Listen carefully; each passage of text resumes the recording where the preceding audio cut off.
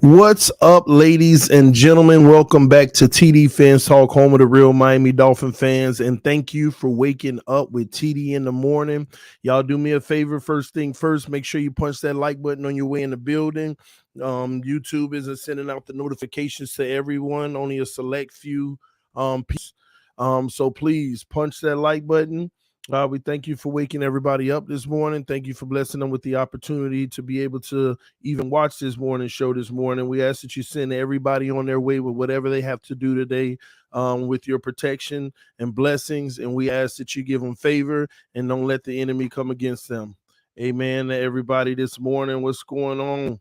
Man, I see y'all coming in the building. Shout out to the Mod Squad. Shout out to all the all the members of the channel. If you're new to the channel, make sure that you subscribe. Sean Tonsel in the building. What's up, homie? It's been a minute.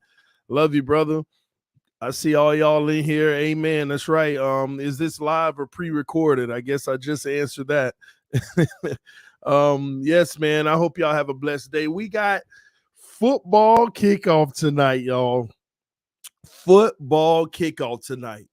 Man, oh man. First and foremost, once again, before I get started, if I'm ever late, because I plan on doing the morning show at 7:45 every morning, but if I'm ever late, it's only because I ran, maybe 5 minutes late from taking the boys to school or something like that. So at the latest, we'll begin at 8 o'clock in the event of a situation or emergency. So I usually have them to school about 7:30, and I'm not far from the school, so I get back today. I ran over about 3 minutes and then, 2 minutes to load up. So sorry about the tardiness this morning. My wife actually, she usually likes taking them to school, or we both do it. But since I'm doing the morning show, she typically does. But I want to make sure she gets rest, especially, being 9 months, pretty much almost 9 months pregnant. So good times, man. We got the baby on the way next month at the beginning of the month. A lot of people, once again, have asked, hey, can I send a gift or whatever it may be for the baby? The Cash App is below for the Baby Dolphin Fund. That's what I'm calling it because, I gotta order some dolphin newborn onesies, all right? I got to get some dolphin newborn onesies so I can make sure in the hospital we dress baby girl accordingly. Okay, make sure she ain't tainted with no cowboy stuff from her mama or nothing like that. So if you want to donate to that fund. The Cash App is below, just FYI. Also, if you want to become a member of the channel, the link is below. All you have to do is hit join on the page. TD, do you have a name for her? I think we have a name, but my wife, her brain is pretty much she's the most indecisive person in this world, in my opinion. So I'm not gonna talk about a name until the baby is actually here, so that she can actually say, okay, this is the name. All right, so you'll know when she's here. All right, the day the baby's here, you'll know. So TD, does wife want her to be a Cowboy or a Dolphin? Lakers all day, dope. You act like she has a decision in that. I ain't trying to be cocky or nothing, but hey, you act like she got a decision in that. You think TD gonna allow my baby girl to not be a Dolphin fan? So it don't matter what she want. It's Dolphins, baby. Matter of fact, I'm still getting on her. She need to convert and be a Dolphins fan. Where is the link to donate, TD? It's the Cash App, man. It's the Cash App. All you got to do is go to Cash App and put $TDPHINSTALK in, and I should come up with my logo. And you can donate to the Cash App. Otherwise, I don't know. I mean, the Cash App link should be in the description of the video. Let me see. Let's see. Yeah, the Cash App link is here. Go to the description of the video. Bring the description of the video down, and it'll be right there. All right. TD wife a cowgirl. Listen, man, we trying to convert her, man. We trying to convert her. We'll get her right. We'll get her right eventually. All right. We will get her right. Y'all remember the first 2 years I started this channel. One thing I will tell you, she really enjoyed going to Dolphin games. She really did enjoy going to Dolphin games. So and we went to quite a bit, so she enjoys herself. She just loves the city of Miami. I'll just say that. She loves the city of Miami. All right. TD is 6:57 Central Time. Congratulations on you and your wife's new creation. Thank you, sir. Thank you. Again, y'all punch the like button because YouTube hasn't been sending the notifications out for my videos. Somebody said it's because I start praying on the channel. I wouldn't be surprised. But hey, it is what it is, man. They ain't gonna stop me from doing that. All right. JD Diesel with the donation said, can I get my mod status back? I'm one of your first 25 subs. Appreciate that, JD Diesel, and you actually are a day oneer. So there you go, homie. I appreciate you, man. Let me see here. I'm gonna have to go back through a mod run probably tonight during the game. I'll probably go through a mod run again during the season opener tonight. So if your mod's been stripped away, you know that you're one of the responsible individuals, come back tonight during the game, and I'll probably go through a mod run. All right. They don't stop Joel Osteen notifications. Yeah, Ronnie. Well, you also have to look at it like this. Joel Osteen also lists his channel as faith-based, Christian-based. You got to understand everything is algorithm-based. So if you list your channel as faith-based, Christian-based, they make sure they only send it out to people that, want that type of content. They base it off of your history and your timeline to say what you want and what you don't. And I can tell you now, there could be some truth to it because sports and all of that, usually it doesn't mix with religion and stuff like that. So any hit that it gets or things of that nature, sometimes it throws the algorithm off and it becomes an issue. Well, somebody that knows the system very well said, I'm going to be honest with you, this is probably exactly what it is. Just a simple fact that because it did start right after that first show when I prayed on Tuesday. The notification situated like that whole day Tuesday. Think about it. The morning show on Tuesday had 480 people on it. Within the first 5 minutes, it already had 300 and something people. The show later that day has 600 and something on it. Yesterday, the very next morning, in 5 minutes in the show, I had 30 people on. So it just literally went down. And every show that I did yesterday, literally, like I'm back to like 2,000 subs or whatever, based off of the notifications. And in my inbox, And in my inbox, people were saying, hey, I didn't get the notification. I didn't even know you had a video. I didn't even know you went live. So it is what it is, man. But hey, it happens. It happens. I just keep on. But this happens to me like 4 times a year. If you've been on this channel long enough, you know about 4 times a year, they have this spurt where they don't send out my notifications. About 4 times a year. It's crazy. And then I reach out to them. They say, I don't see anything wrong. Well, there's an issue with the system. We're working on it. And then about a week or 2 later, bam, they all just start. I start a stream and there's 200 in here before I even say hello. Thank you for, welcome to TDPHINSTALK after the intro. So it is what it is, man. Yeah, TD, I wasn't get your notifications. I have to manually go to your channel. I don't know what's going on. I don't know, but this is what they're doing to me right now.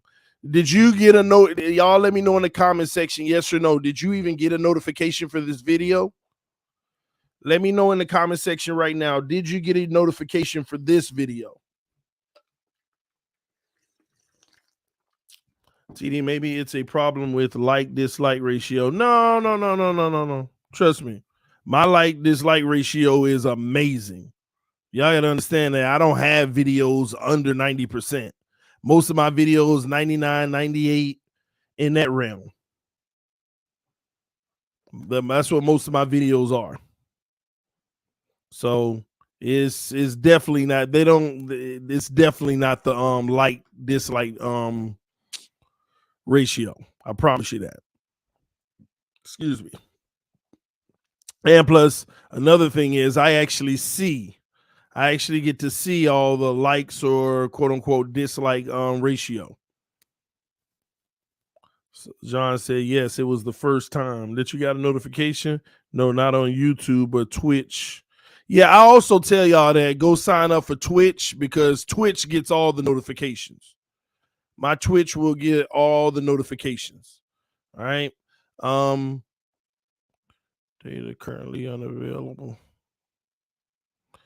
See, and by the way, let me give an example. Here's my like dislike ratio. This video so far 100% likes. The one last night 100% likes. The one before that 99, then another 99, then a 98, then a 98, 96, a 97, a 99, 98, 99, 98, 98, 98, 98, 99, 99.4, 97.6, 99, 98, 100, 98, 96.2, 96.3, 98, 97.8, 100%, 99. My like dislike ratio, it's impossible because I tell people to hit the like button. That's never been an issue for me. Justin with the donation said, I didn't get notification about the 2 last night, but got it this morning. And that's what's frustrating because when I talk to the YouTube analyst, they say, oh, it looks like it's sending. I said, it'll send out to some people today, then it won't send out to them tomorrow. It'll send out to other people, then it'll send out to other people. But it is, like I said, it is what it is. But y'all do me a favor, y'all punch the like button. We'll work through this and hopefully, they get it fixed before this weekend. But I deal with this every year, at least 3 to 4 times. At least 3 to 4 times YouTube does this. And you claim to have haters. We all like your content. Yeah, I mean, I think I've done a really good job also trying to draw a lot of the haters away. Like a lot of haters, they don't watch this channel as much anymore because they realize they can't get to me. They can't bother me. Their negative comments towards me, I embrace them and I love them. And I get an opportunity to clap back at them. A lot of my haters, they, go gather on other people and stuff in solidarity against me. But it's all good. YouTube Mafia exists. Yeah, I mean, it is what it is. Just gotta, work through the parameters that we have. All right. But like I said, we are. We made it to Thursday. We made it to Thursday, and we got football tonight. The first game to start the season. I'm so grateful that they gave us a good game. We got Buffalo versus the Rams. If you're a Dolphin fan, you know good and well you want the Rams to just demolish Buffalo tonight. That would be just a gift for the Dolphins starting the season. We're every Dolphin fan, I speak for them all. We're rooting against the Buffalo Bills because why wouldn't we? We don't want them to have success. We definitely don't want them to have success. All right, so we're definitely rooting against them. We hope that the Rams get the job done. Salute to the homie in the Cash App that just donated for the baby fund. I appreciate the love. Said happy for both of you. Salute to you, bro. Let me see. Try Negro, try NGO. I said Negro. Try NGO. I appreciate you, homie. Thank you for the love, man. But yeah, man, we want them to get demolished. I want y'all score predictions in the comment section. Put your score predictions for tonight's game in the comment section. We will be streaming that game tonight. I'll be going live at about 7:45, so make sure you come through. I will be going live at 7:45 because I also want to enter my picks through Prize Pick for that game tonight. Let me see. Fat chance the Bills go 0-2. I mean, I just thought about it. Who's the Bills' second game? Let me see. Buffalo Bills' second game is the Titans. Oh my gosh. And they boy, history shows they just have a hard time against the Titans. They just can't beat them. They just can't, in recent history, they just can't beat the Titans. So yeah, it's a good chance they could go 0-2. Oh, that would be beautiful. That would be beautiful. 0-2 Buffalo. Oh my gosh, that would be amazing. 0-2 Buffalo. I'm telling y'all, it's very possible. It's very possible. What's the Cash App, homie? It's $TDPHINSTALK. The link to the Cash App is in the description of the video. All right. Then they play us and we can't beat them. No, just imagine the Bills being 0-2 and the Dolphins had a coming out party this season. We like 3-0 and we actually beat them. Oh my God, we win it. Listen, let's be clear. If we beat Buffalo in that first game, we're gonna win the division. We're gonna win the division. I mean, don't get me wrong, we still got to win the first 2 weeks, but if we beat Buffalo in that first game, we're gonna win the division. We are definitely gonna win the division. All right. Now, tomorrow's show is actually the weekly predictions for every game of the week. We'll go through the weekly predictions for every game of the week tomorrow. Today we're going over tonight's prediction, what I think about that game. And then we want to pull up some film from the preseason because I want to talk about some of the stuff from the last preseason game and what we can expect from this offense coming into the regular season and how it may very well look, in comparison. All right. So let me pull up this game tonight, by the way, and give y'all the details on what they expect.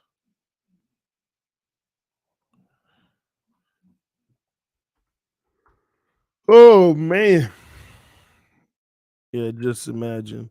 I need my mod back, TD. Well, I'm surprised. I wish they would just automatically mod the members. You got it, sky's the limit.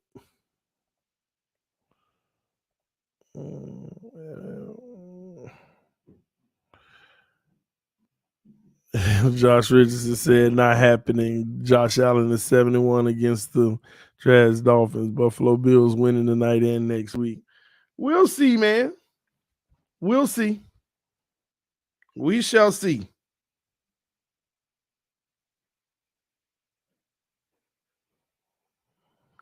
Um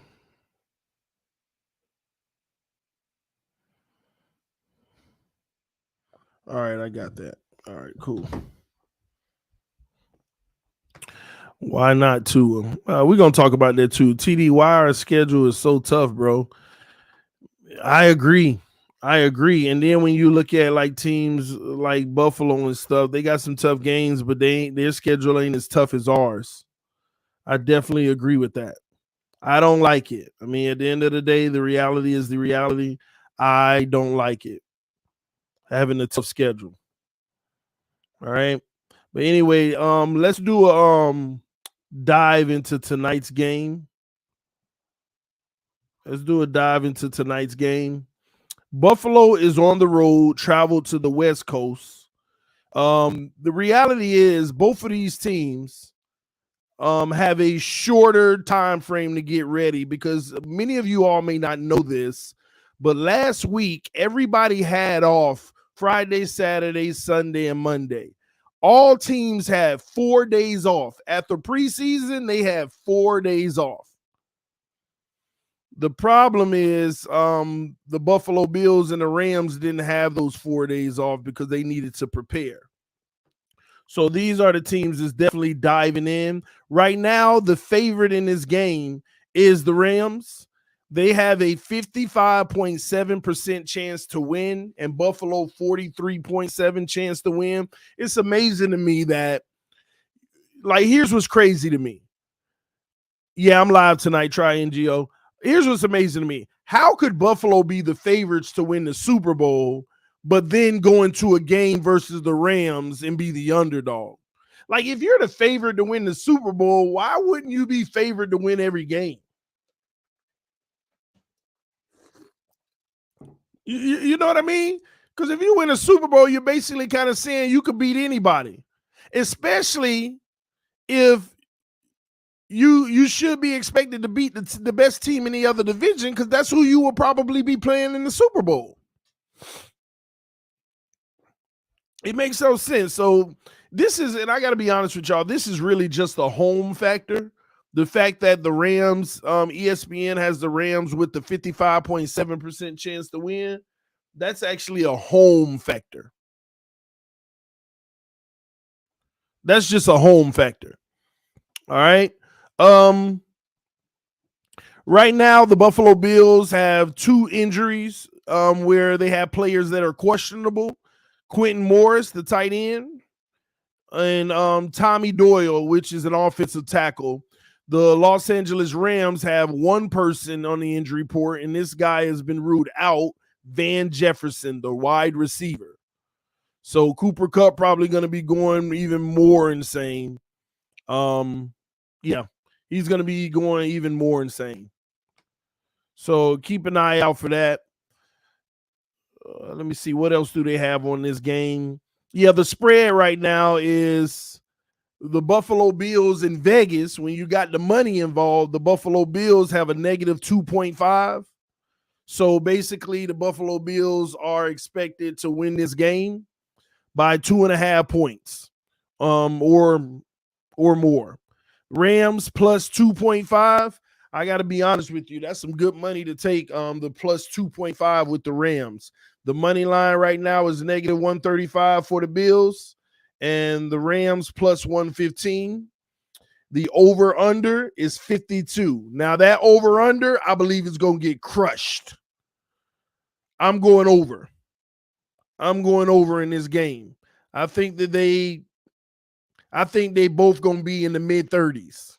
It ain't going to get crushed. I don't know why I use that word, but I think they're both going to be in the mid-30s. So I think 35-31 Rams. We'll see how that turns out. All right. What else we got? The weather is going to be 81 degrees, Inglewood, California. Looks like the stadium will be full with 71,500 people. And the game will be on NBC tonight, ladies and gentlemen. So this is going to be a really good matchup, because I want to get a look at the Buffalo Bills and see if they're going to abandon what they keep saying off season that they've really been working on, which is their run game. Everybody's expecting the transformation this year to be in the run game. So, and I don't think that they'll be a good team is trying to establish a run, even if they have success. Because I think just like I say to y'all with Tua, giving Josh Allen giving him the ball 2 out of 3 times to get a first down is almost like a 80% chance. But run, pass 1 out of 3 times, I'll take especially if you could stop the run. I think Josh Allen, given that one opportunity, 3rd and 10, 3rd and 11, 3rd and 12, he's still a great quarterback, but I think those odds drop down to about 50%. That's why some teams, it's actually not beneficial to run the ball. Everybody say you got to have a good run game. The Bills ain't got no run game. They ain't had one in years. But they could throw the ball with the best of them. And that's what carried them, and they have great success. Shootouts. But I think it'll actually hurt them with the ability to run the ball.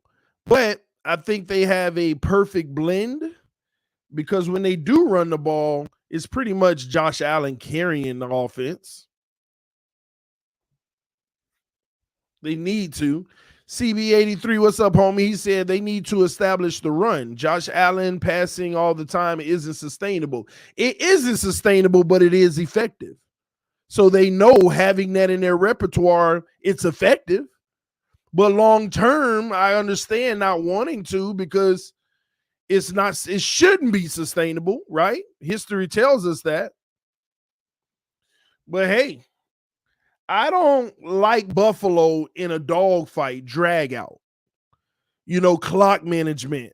Do you understand that if Buffalo actually had a great run game, their points per game would actually reduce by 7 points, if you ask me? Ain't that crazy? You actually get a great run game, but your points go down. The reason why is because you're going to have less clock.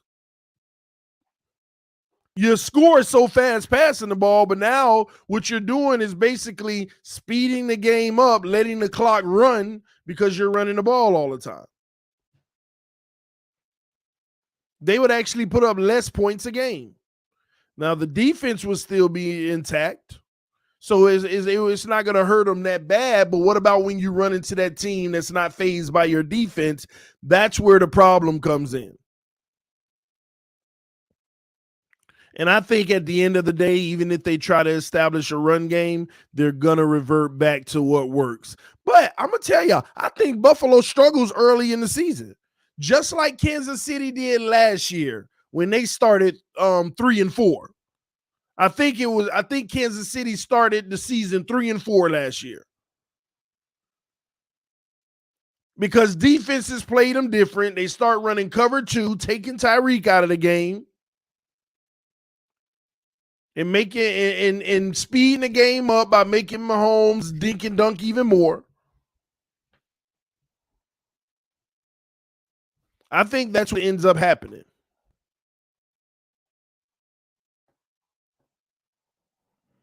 Hold on, y'all. Let me make sure. Somebody said I'm getting a little slow lag here. Let me just check my network. Oh, that's why. I don't know why I'd be switching me to the 2G sometimes and not keeping me on the 5G. All right, I'm back on 5G now. All right. But yeah, it's going to be very interesting to see what happens. But I think that they have a slow start this year. I think they struggle out the gate, and then they pick it up just like Kansas City late in the season and make their playoff run. But time will tell. Remember, Dayball not in Buffalo anymore. Who knows how the offense will be? Well, Dolphinier, the truth of the matter is, if you ask any Buffalo Bills fan, they feel like Dorsey was the reason for the success of Josh Allen in that offense anyway. A lot of people, whenever Dayball was up for a job, they were like, oh, yeah, you can have Dayball. A lot of people didn't even feel like he was the reason for the success of that offense, although he was the offensive coordinator. So I think that's also going to work like this year. Just like for the Dolphins when you got our defensive coordinator. We're going to see who's real and who wasn't. Somebody said Allen made Dayball. Yeah, I agree. And Dorsey and those guys made Allen. That's what Buffalo Nation. This is what they believe. They feel like Dayball ain't the reason why Josh Allen was more successful. Not at all. So we'll find out this year. Man, TD, I never expected Buffalo to have issues with clock management. I know, right? It's crazy. But it's funny to me though, because the Buffalo Bills, their window is definitely closing. Their window is definitely closing. I mean, even a guy like Josh Allen got the big deal, getting his money. What is that going to look like for them in the upcoming years? Their window is definitely closing. I mean, would y'all guess, because Josh Allen scored a 6-year, $258 million contract? Do y'all know what his cap hit is this year? I'm curious. Does anyone know what his cap hit is this year? Let me know. Put it in the comment section. Do you know what his cap hit is this year? If you don't know, $16 million. That's it. $16 million. Last year it was $10 million. This year is 16.4, pretty much. 16.4 million. Next year he jumps all the way up to 40 million. Technically 39.8 million, so 40. 40 million. Next year he's a $40 million quarterback, then he's a 42 million, then he's a 52 million. And then it goes on from there.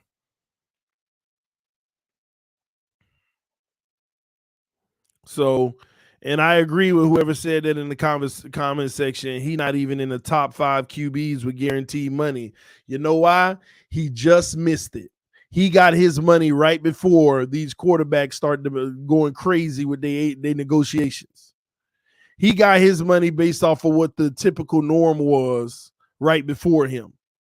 Josh Allen, being as productive as he's been, he was supposed to be the guy that set the market with guaranteed money, but he went and took pretty much the first big offer they gave him. This man only got $100 million guaranteed, but then you got people like Watson and all of them, Russell Wilson out here getting 200 and something guaranteed, and Josh Allen took the freaking 100 million guaranteed. That's a slap in the face. Don't let him get hurt and something happen where he not the same anymore. That is a slap in the face.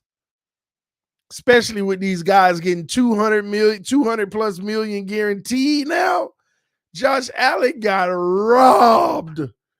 And his money, his new contract don't even kick in the next year, so he can't gripe.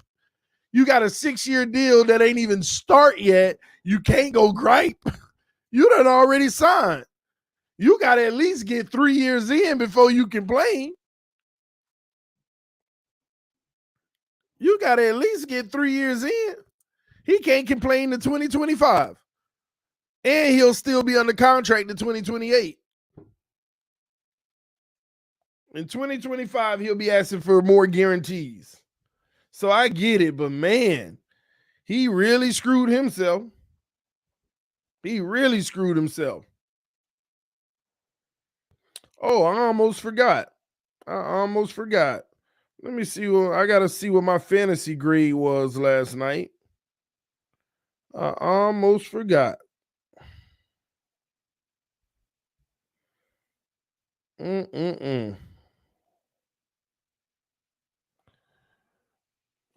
me see how real quick. I'm going to see how I did last night. I'll pull it up.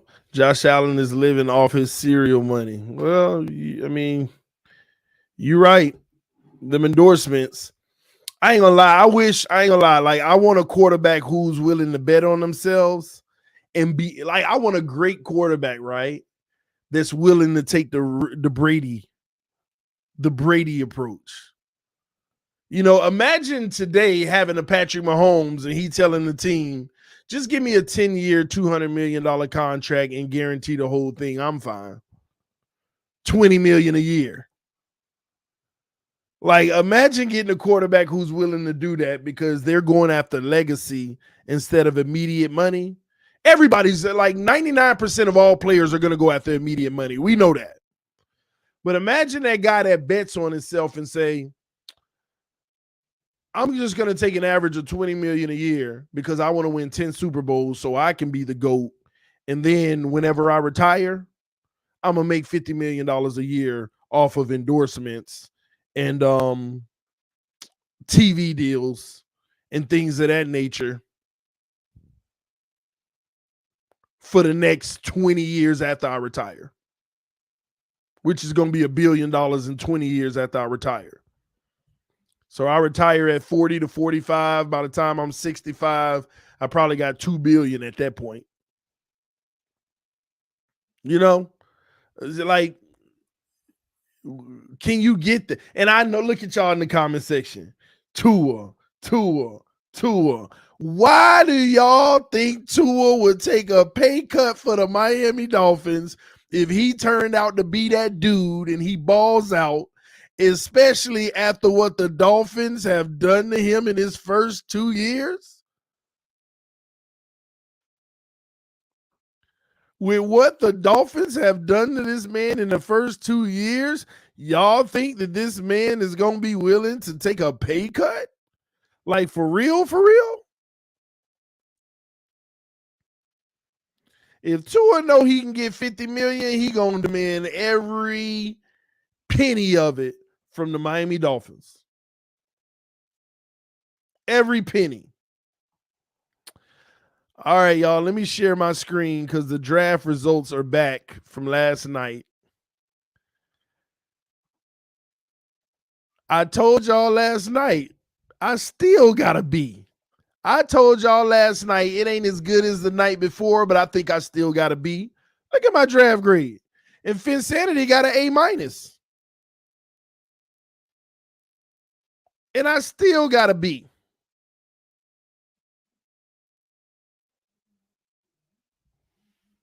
Still got a B.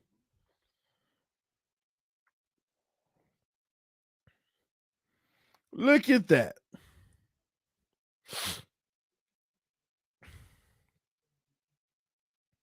That's interesting to me.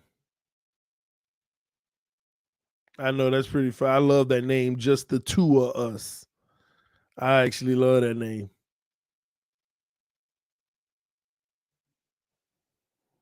So Finsanity won the draft last night, and I was number 2. So yeah, man, your boy about to wreak havoc this year in fantasy football. I'm about to wreak havoc in fantasy football. This is the year, man. TD, I am going to laugh so hard when the Dolphins have to pay more than what Josh Allen is being paid. Well, like I said, I'll tell you this. If Tua gets that kind of money, at least we got our franchise quarterback. At least we know he's great. I'll say that much. Why did you get a last time? Because you drafted Josh Allen? LMAO. Why not Tua? Tua went in the 9th round last night, by the way. But I got an A because my entire team was loaded. And I had to grab Josh Allen. He's sitting there at the end of the 3rd round. I mean, I had to grab him at the beginning of the 3rd round. I expected him to be gone in the 2nd. But he's sitting there in the 3rd round. I mean, the guy puts up fantasy points because of the dual threat of running the ball and passing. I got 3 people on my team last night that are dual threats, running and passing. Running and catching, or running and passing.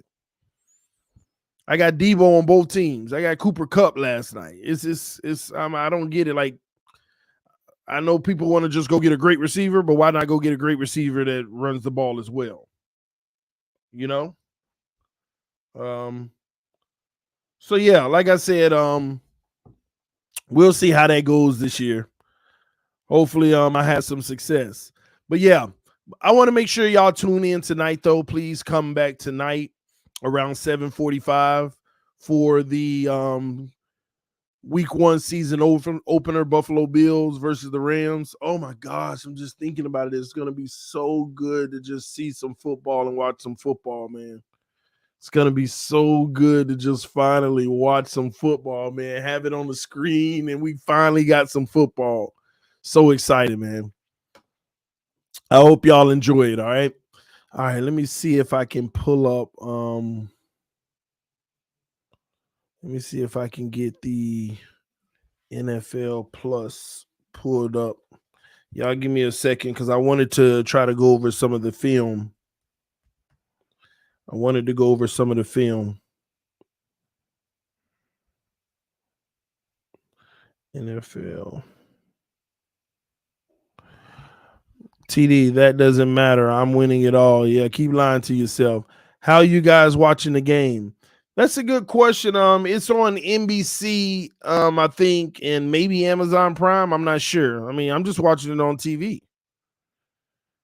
Whatever channel is on, I'll be watching it.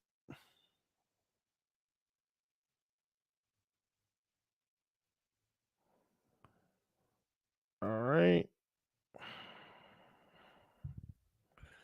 Yeah, bear with me. I'm getting the film pulled up. Catch y'all later. Have a good one. All right, man. All right. Appreciate you coming through.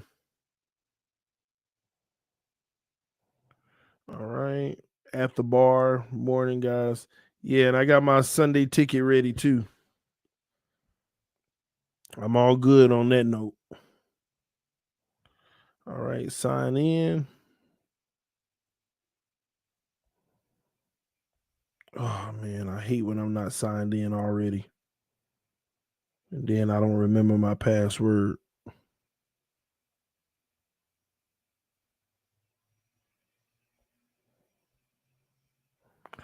All right. Preseason week 3. Miami Dolphins, Eagles.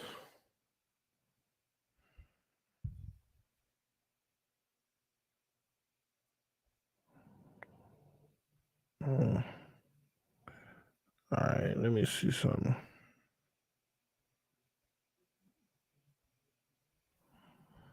Hey, where the coaches film?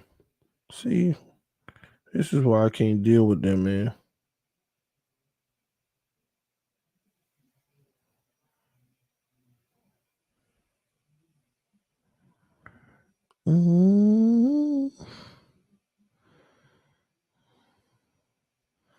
TD, why did you draft tight? Why did you draft tight end Tim Tebow? I don't know what you talk about. You on something else? I'm trying to be funny. Dang, I'm sorry, y'all. It looks like they're not gonna. I think they took the film down, like the coaches film. Looks like they took the coaches film down. Oh wait, maybe this is it. Games preseason week 3. All right.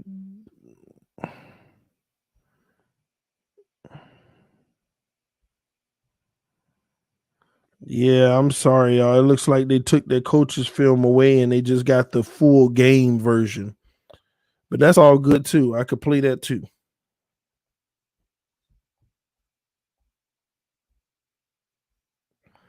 We can go through that film too. So let me share that on screen for us. All right. Quick time player. Hopefully it shows well because there's some things I want y'all to see.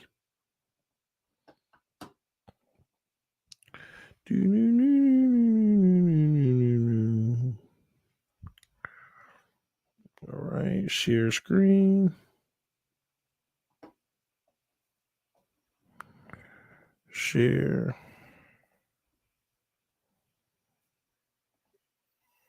All right. TD, go to scores. It should be there. All right, I'm gonna try that, bro. I'm gonna try that. Yeah, but I don't see scores. See, I'm in NFL Plus right here. Game shows, networks, explore NFL Plus, kickoffs. Let me hit scores. Let me see. All right, week 1. We're gonna go preseason week 3.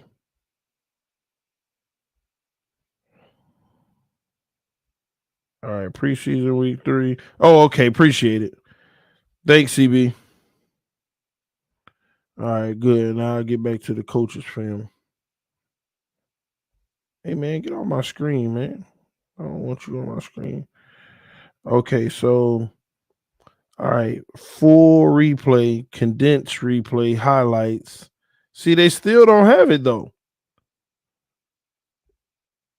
It's supposed to have the all 22. Oh, here it is. NFL coaches film. Perfect. All right. So let me go with I want to go with the end zone view of the game. And I want to start with our first drive.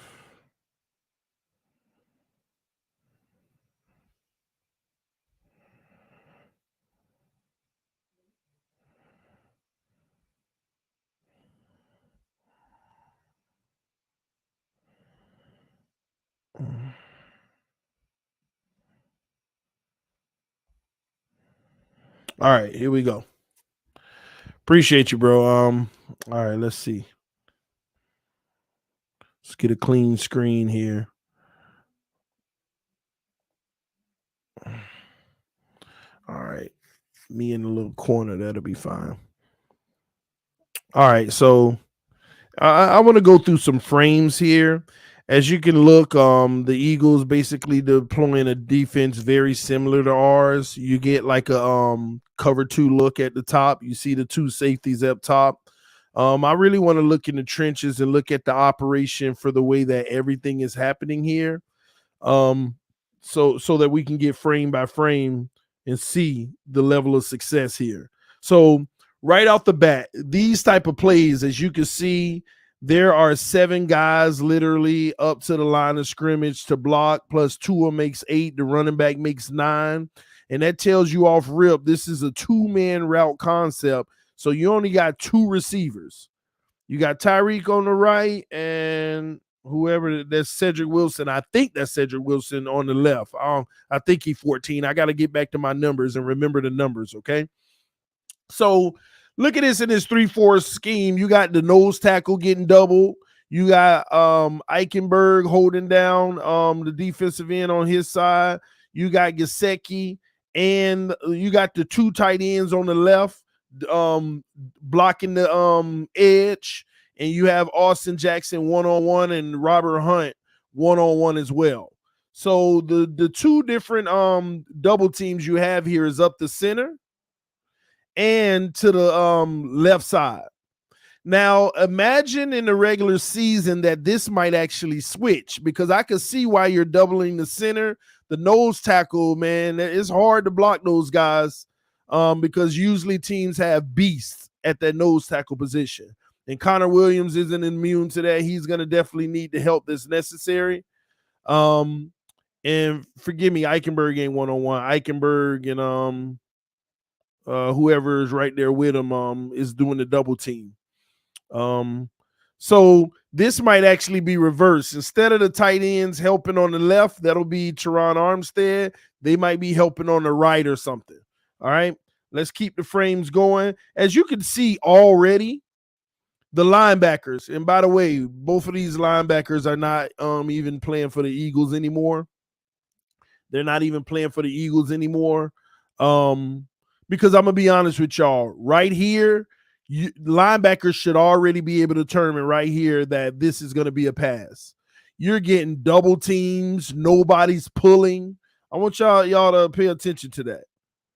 Nobody's pulling on this play.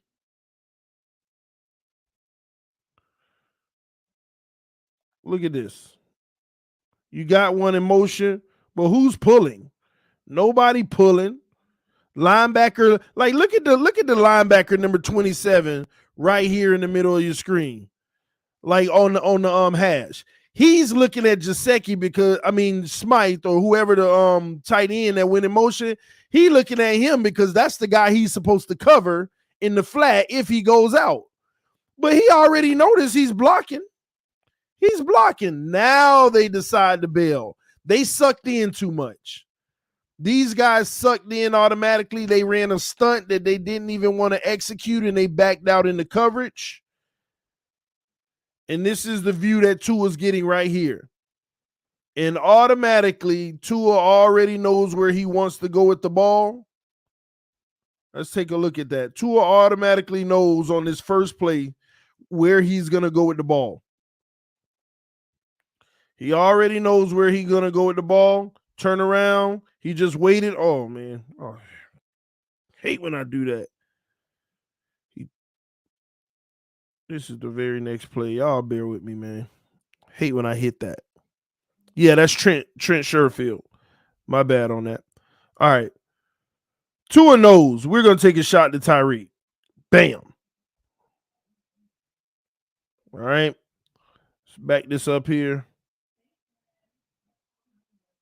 I love the play design. They end up backing out of it. So they end up with a traditional 4-man rush. Looked like it was going to be 5, but they switched it to 4. And this is what you get as a result. So look, number 37, the DB on the field, I don't even know what's up with this guy. He ain't even in the picture, y'all. This is funny to me. Tyreek literally just blasts this guy. Tyreek literally obliterates number 37 on the outside. And you can just look at the effort from him. It's just really bad. Look at this. 37 is gone. Right here, Tyreek is with the Jets. He puts the Jets on. Trying to get a better quality. That's why I keep backing it up. This is a little better. So, okay, yeah. And I got to be honest, Tyreek made this play, man. Tyreek made every bit of this play. Tyreek made every bit of this play. Look at where Tyreek is, y'all. Tyreek is literally about 5 yards outside of the right hash. Hoping that the ball comes on a straight rope, hoping that he can get it to about, the 35 or something at this point? 30-yard line. 5 yards outside the hash, and we catch it about 5 yards inside the hash. I got to be honest with y'all. That ball was off target by at least 10 yards. That ball was off target by at least 10 yards. I know everybody made, all type of different reasoning and excuses for the throw, but that ball is definitely off target. I never even seen it from this view like this. Like when you think about how far outside the hash Tyreek was, there ain't no way you putting this in the middle of the field and saying, come all the way across to come get it. That's just not how it works. This is one of them passes that you would like to sit right in the bucket at around the 30 or the 25-yard line. And that is going to be a massive play. Yeah, we would have needed this at the 25-yard line on the outside, but Tyreek goes and finds the ball. This play, man, Tyreek, we're going to need a lot of this from him this year. Look how he just goes across. Bam.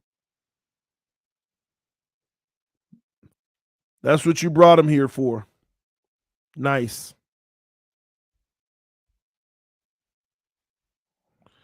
Very next play.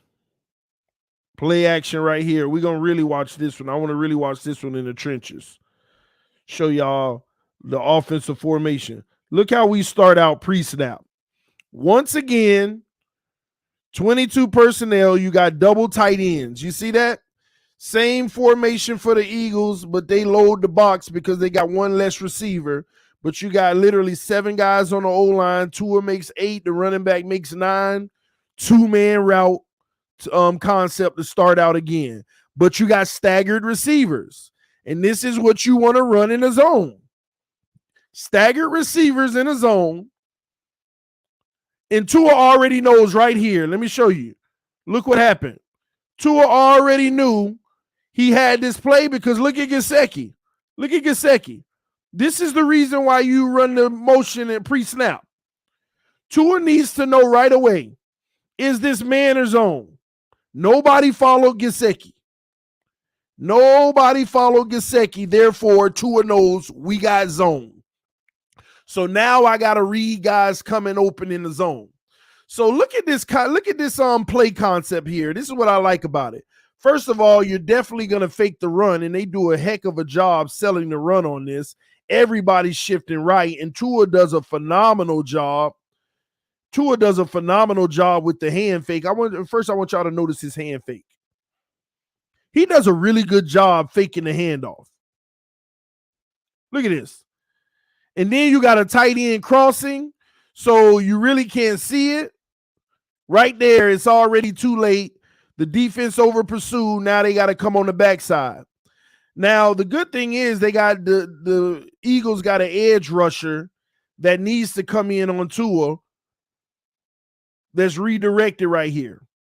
Now, I also need to I'll back it up in a second. Show y'all something here. Well, no, I could keep it right here. This is where when I watched this film, I got to say I was highly impressed with Tua. First of all, Tua is not good on off-platform throws. That is a fact. And this one's kind of off-platform. I mean, he's actually one of the worst in the NFL with off-platform throws, and I'll show y'all the stats on that in a little bit. But this is an off-platform throw, and it's a phenomenal throw. This is a phenomenal throw because look at the ball already being released with anticipation. At this point right here, Tyreek is covered. That's good coverage. But he already identifies Tyreek's speed, and that's not what it's going to end up being. So he puts the ball out in front of Tyreek. This is beautiful. And don't get me wrong, a lot of quarterbacks will have, look at the separation already. A lot of quarterbacks would have great options here. Now, I ain't going to lie to you. One thing, and I give the good with the bad. One thing, his ball placement could have been a little better. It could have been in front of Tyreek, because if it was in front of Tyreek, Tyreek would have been able to turn his head sooner and get up the field and potentially score a touchdown. Let me show y'all what I'm talking about. Anytime a receiver, look at this. I want to get it right on the moment. I got to get it right on the moment so y'all see what I'm talking about. Oh, crap, man. This NFL Plus thing is hard to navigate. What you mean, TD? He is great on rollouts. T. Jones, make sure you stay tuned. I'll show you what I'm talking about in just a second.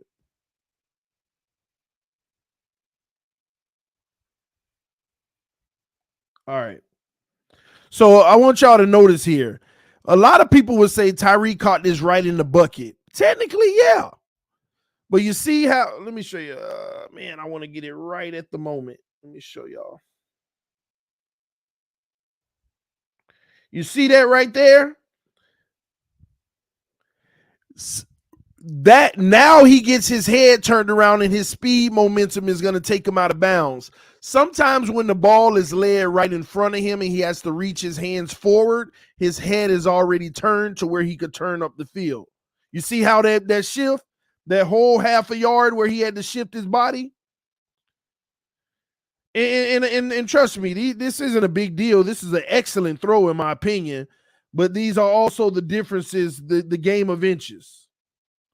The game of inches right here. Right here, I want you to see it takes Tyreek 5 yards to shift his body around. Right there, he finally gets his body shifted, but his speed is so fast, he can't shift it enough to get around that edge and go in for the touchdown. That's why sometimes if that ball is out in front of the guy, he can put his arms out, his body's already halfway shifted, and he's able to skirt up that sideline. These are, and trust me, somebody say in the comment section, you really nitpicking here, the F. Yeah, I am nitpicking here. In the NFL, it's all about nitpicking. if you do put that ball, like, I don't get it. Why do people think that it's like a bad nitpick if it's a difference between a touchdown and not? So I'm asking you, Jay, if, oh, he said TD, but if he did put the ball out a foot in front and he had to reach forward for it, could that not have changed the trajectory of a potential touchdown?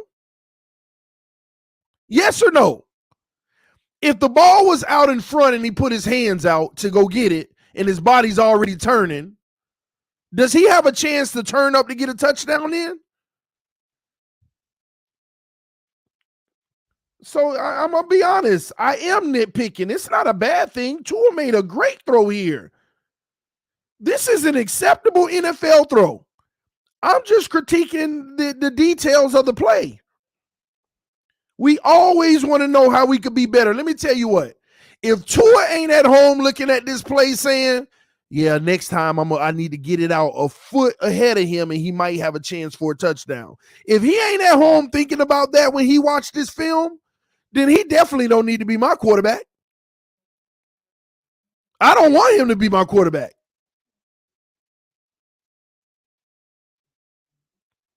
And y'all make every excuse in the world. You nitpicking. Well, I hope Tua's nitpicking at home. I hope when he see this play, he says to himself, yeah, that's a nice pass, but if I can get it a foot ahead of him next time, he'll have a chance to turn up the field for the touchdown. I'm going to try to make that better.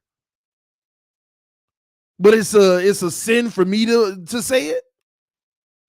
Absolutely, I'm a nitpick. This is a great pass, but it ain't perfect. And that's why y'all need to go really watch that documentary with Tom Brady and that interview he did when they won the Super Bowl with the Bucs, where he says, I'm always searching for the perfect pass. Tom Brady says that's what Tom Brady said. He said, when I watch film, when I'm on the field, when I'm practicing, I'm always searching for the perfect pass.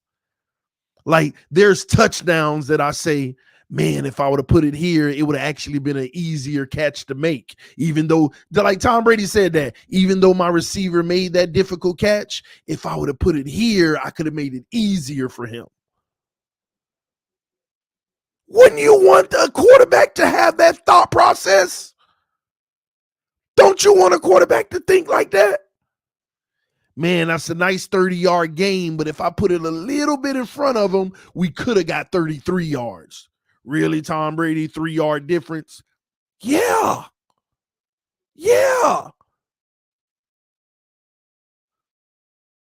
And Tom Brady says, man, it is so, and this is where his humility, he said, it is so hard to throw the perfect pass.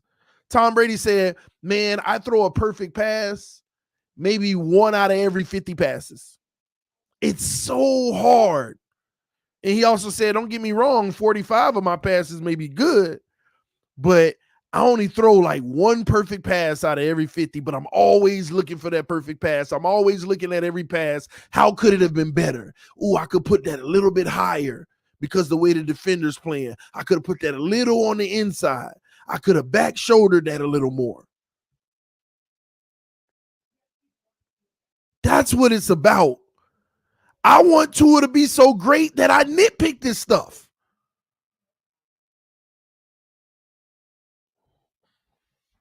I nitpick this stuff.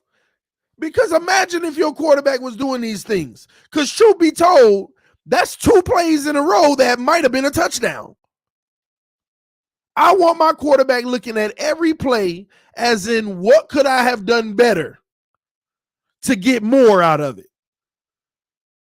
In the first play, I could have put it out in front and led Tyreek. That might have been a touchdown. He said it himself, and y'all get mad. Tua goes in the press conference and say it himself, and y'all get mad at other people for saying it.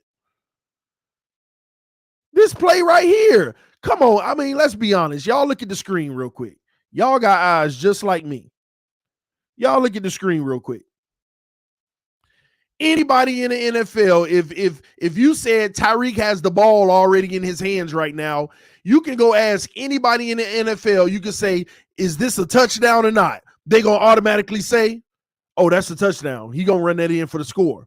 The safety ain't even close. Tyreek gonna get a touchdown here. If I put this on Twitter right now and said Tyreek has the ball in his hand, is this a touchdown or not? Everybody's going to say, yeah, that's going to be a touchdown. I'm sure that this play ended in a touchdown. Y'all tell me y'all believe different if you looked at this screenshot right here.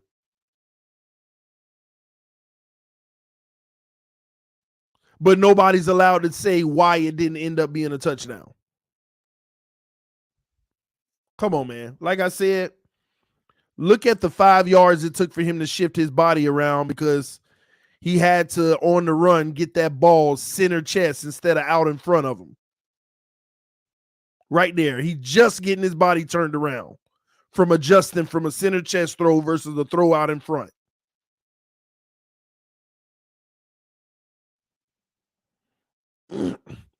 Same throw, different hash, same direction would have been a touchdown. I don't know why. But it's all good. Good job by Tua and Tyreek on this play, getting the first down. It's pretty doggone good execution. I also got to give some credit on this play to Craycraft, y'all. Oh, not this play, but the one that's next. But let's look at this run. So now, for the first time, we don't have a double tight end set.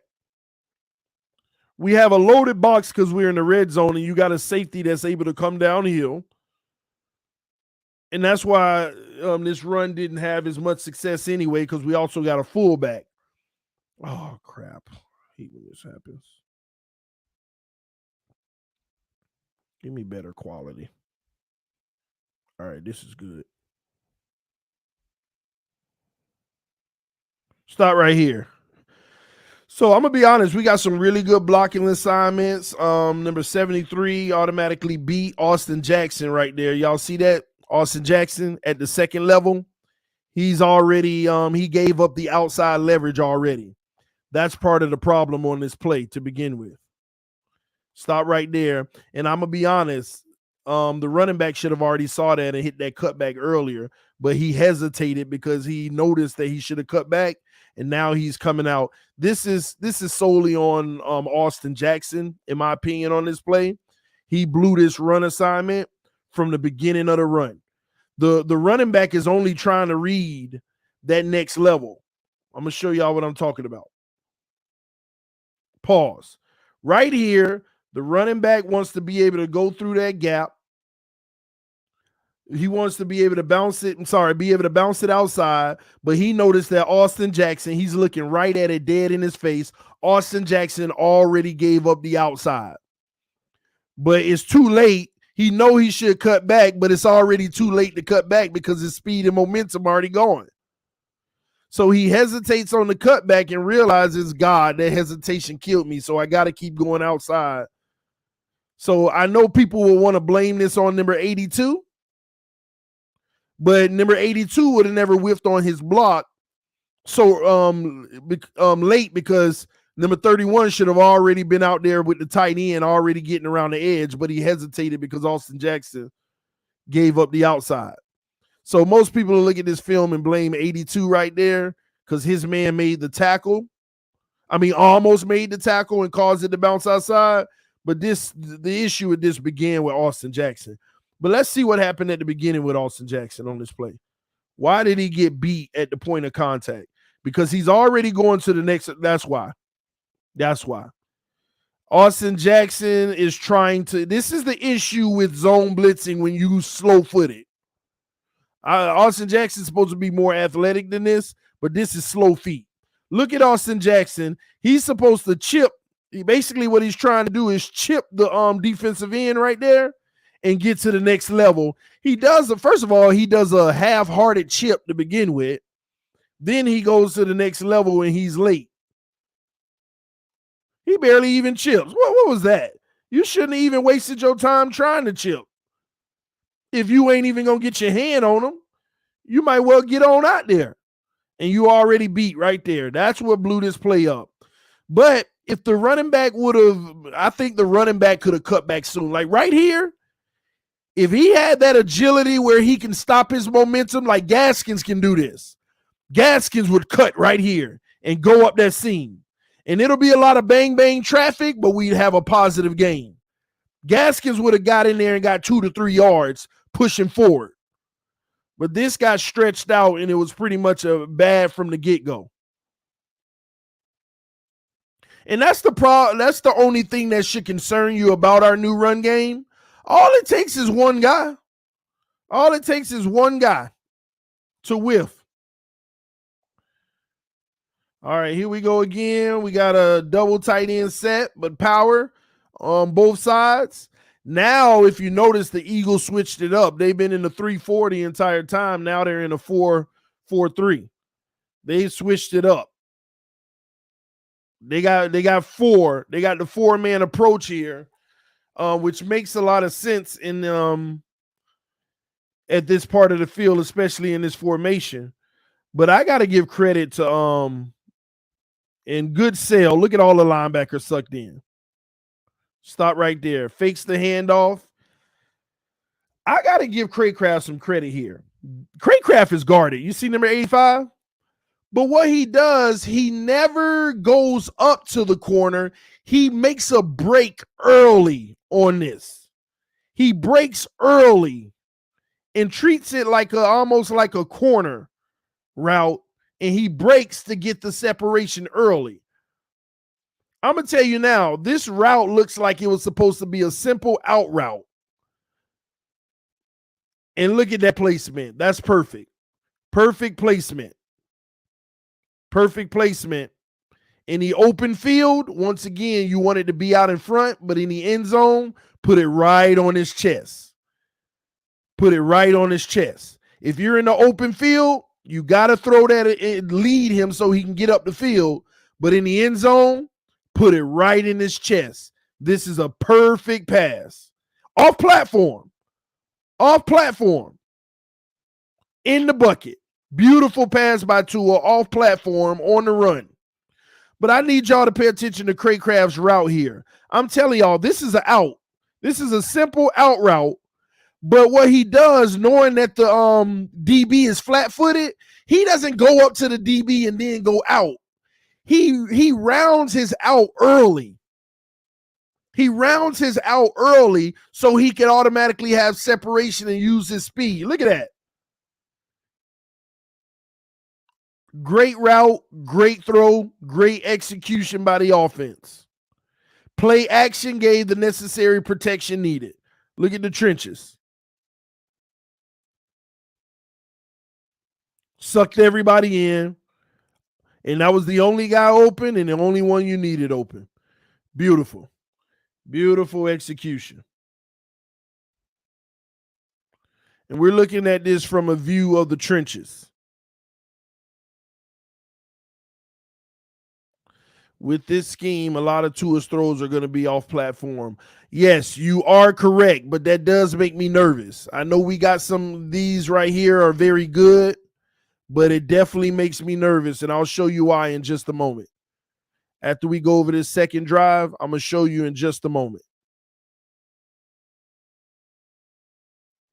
Matter of fact, let me pause this real quick.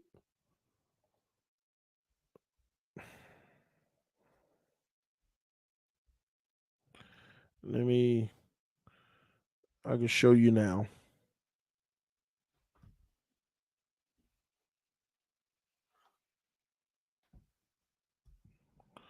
I'll show you now, all right?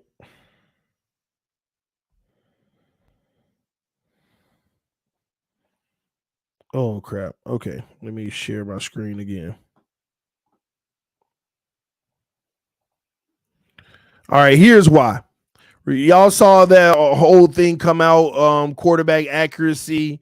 Tua is a top 10 accurate quarterback in the NFL, which these numbers are highly skewed. I could definitely I need y'all to take a look at this. Tua is the 8th most accurate quarterback in the NFL. That's why this whole notion he's the most accurate quarterback in the NFL ain't nothing but motivational talk. You got Joe Burrow, which Joe Burrow killing the whole league, by the way. Kyler Murray, Derek Carr, Kirk Cousins, Justin Herbert, Ryan Tannehill, and Matt Ryan with better accuracy numbers. But look at Tua Tagovailoa's line. I want y'all to notice short passes, right? He's number one in the NFL for short passes at 86%.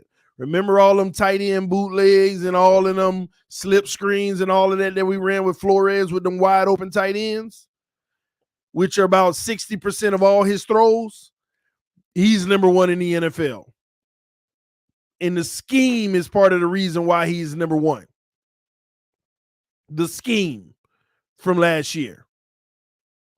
Then you go to intermediate. Tua is one of the worst in the NFL. Matter of fact, he's not even a top 32 quarterback in the NFL. He's number 35 in the NFL. That means there are some backups that are even better than him in the intermediate. He is at 55% on intermediate throws. 55%. So his short throws are about 60% of all his throws. His intermediate throws are about 30% of all his throws. And then the short throws, the deep throws, he's number 3 in the NFL, but that's only about 10% of his throws. Actually, it's less than 10%, by the way. I think when you go look at Tua deep throws, what you constitute as deep, he's literally like 6% of all his throws are deep. And he's number 3 in the NFL. But when you got such a small sample size, it holds no weight. When you got such a small sample size, it holds no weight. I think it's like 6%. Somebody said 7% in the comment section. You might be right.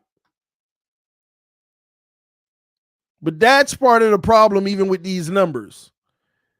That's part of the main reason he's number 8 in the NFL, because they're looking at the short and the deep and mixing in the medium, and it's giving him a good score. But if you actually ratioed this out, it would actually show a whole different picture. But come on. Number 35 in the NFL on intermediate throws, gotta be better. Now watch this. Look at the next category. Moving. That's off-platform throws. Moving is the next category. He's number 33 in the NFL. That's why I say it does concern me this year. When you say this offense, a lot of his throws are going to be rolling out and off platform. He's number 33 in the NFL on those type of throws. That's a concern. That's one of the war. Like we saw those two with Tyreek and Crozen. I like that. Those were good. But those scripted plays on the first drive. We know what Tua is on the first drive on plays that he worked on all week. That first drive, they run that play in every practice during the week, those plays that they want to run. Then when you start mixing it up, you get in the second, third quarter, we got to get a better version of our quarterback. TD, where did you find this? I would like to look at Mac Jones' rank. They were posting it on Twitter. There was a link that brought all the raw data. I would have to go back and try to find it, because I did find the raw data where they had all the quarterbacks. But I would have to search back through Twitter and find a link for all the raw data. All right. Then you look at when he's planted, when he's not on the run. He's money, number 2 in the NFL. Only behind Joe Burrow.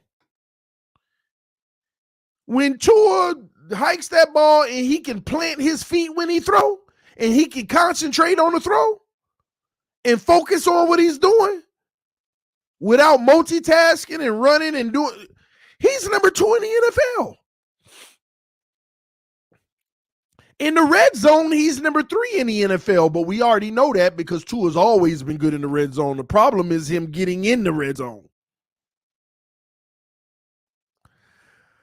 Now, when it comes to man-to-man coverage, Tua's number 18, and that's where he's going to have to be better. Tua going to have to figure out a way to get in the top 10 in man-to-man coverage, because the best teams are going to they're going to challenge him with that.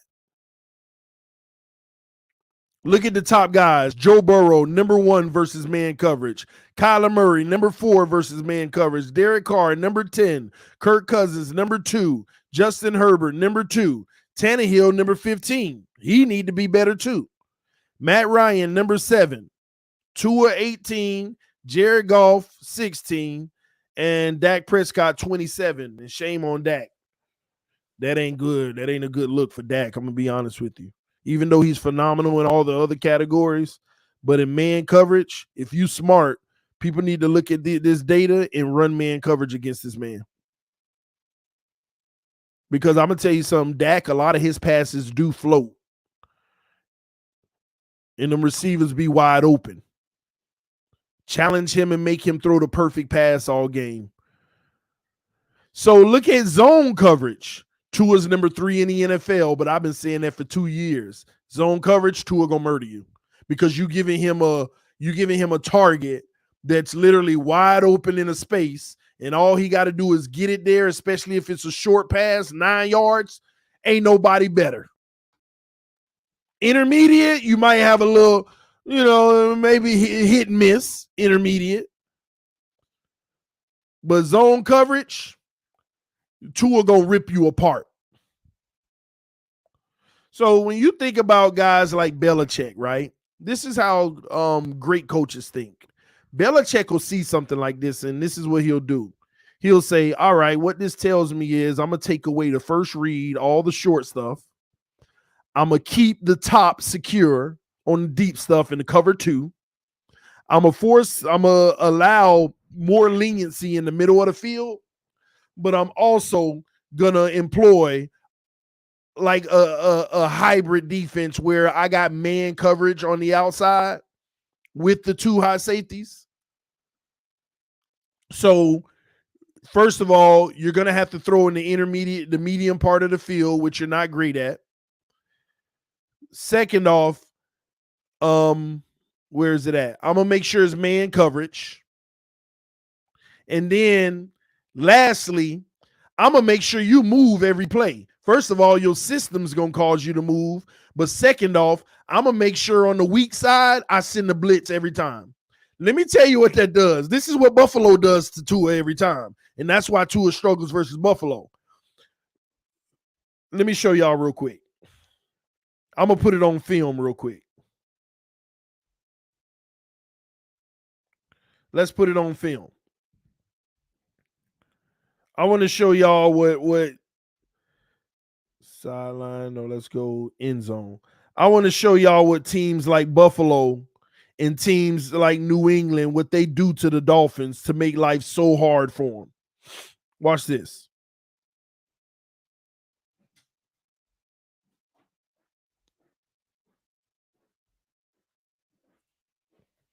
Oh, you made me coffee? Thank you, baby.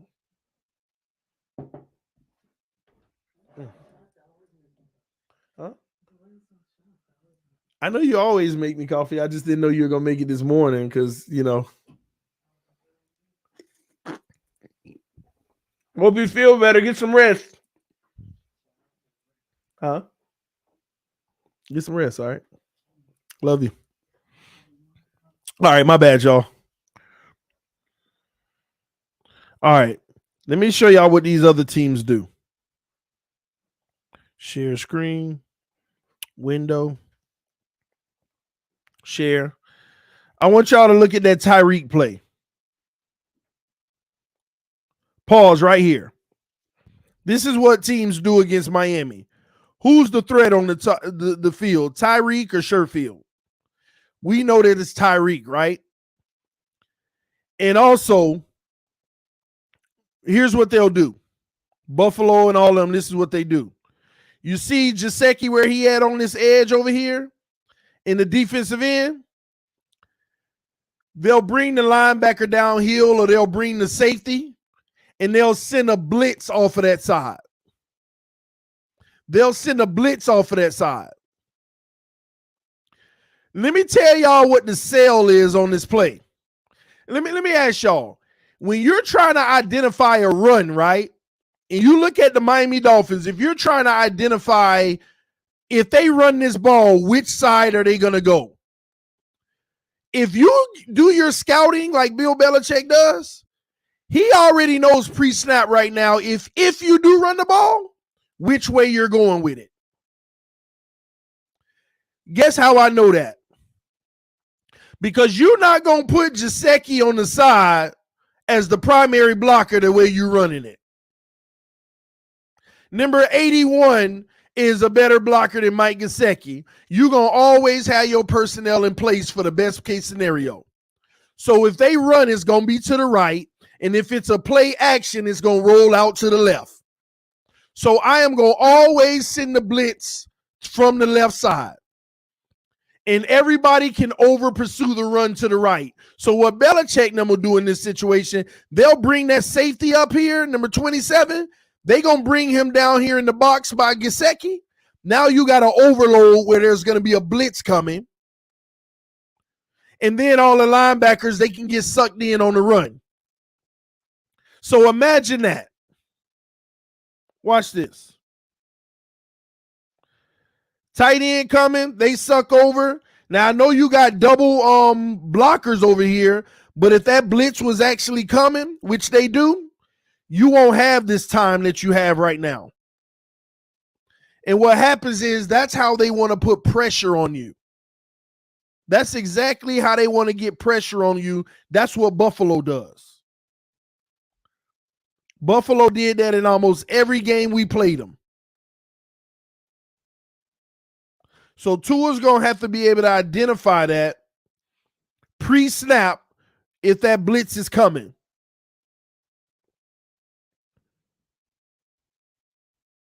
Next play. My bad. Next play. Oh. Pre-snap. This is all about pre-snap identification, y'all. Pre-snap identification. Let me pause right here. Right here, the Eagles already, pre-snap identification should know, why would they run the ball to the right when we literally got 2 offensive linemen against 3 defenders? Y'all see that? Now, don't get me wrong. You got to worry about Tyreek and Sherfield getting to that next level on that linebacker. But why would they run the ball that way when you ain't even got a formation set up to have a lead blocker? So once again, they going to send an extra edge person. They already got one defensive end right there that's free. But when they have that extra guy, the guy's already in Tua's face. When you see this game on Sunday and we fake the handoff, I want y'all to look out for that. There's going to be a guy in Tua's face all the time. And that's what they're going to try to do to take away this system. So what Tua's going to have to be able to do is get the ball off quick and anticipate with his receivers early. And if he could do a great job doing that, he can make the New England Patriots, teams like Buffalo, pay, but he's going to have to identify it early. The problem in systems like the one that we run is the fact that when they send a blitz on the weak side or what they presume is the weak side, if it is a play action, when he turn around, it's going to be a guy right in front of him. And one of the things that Tua struggles with is when a guy is running in the path of the throw. Say a guy's open, but the defender is coming at him in the path of the throw. He just won't throw it. Won't even float it up sometimes. So this is how they would try to game plan against us. But you can still beat it. You just have to identify where you're going right when you turn your head around, because you literally have 1 second. And I got to be honest with y'all, on this play, he makes a quick decision. And this is what he's going to have to do. This is great execution in timing. Look at this. He trying to get his head around. Look at him getting his head around to identify the DN. He know he got the space now. He sees the crease right there with Tyreek. That's anticipation right there. He knows Tyreek's speed is going to beat the guy outside. Hurry up and get it off. Beautiful execution.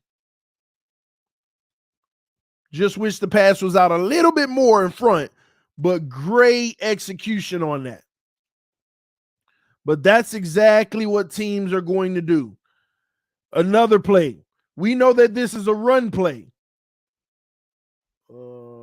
We know that this is a run play, right?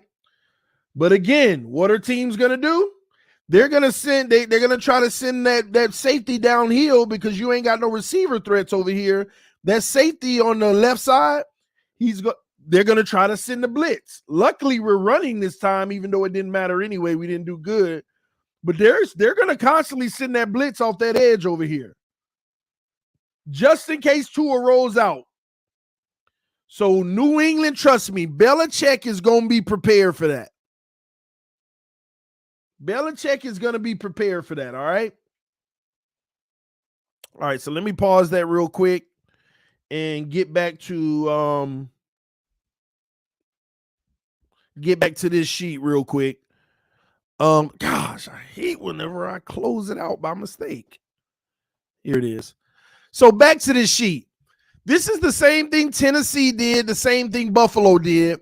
They look at a sheet like this and says, we need to take his strengths away. What are we going to do? Oh, he's great in the short pass. We're going to play all the short passes. He's great with the deep ball. We're going to have the safety extra deep, extra high.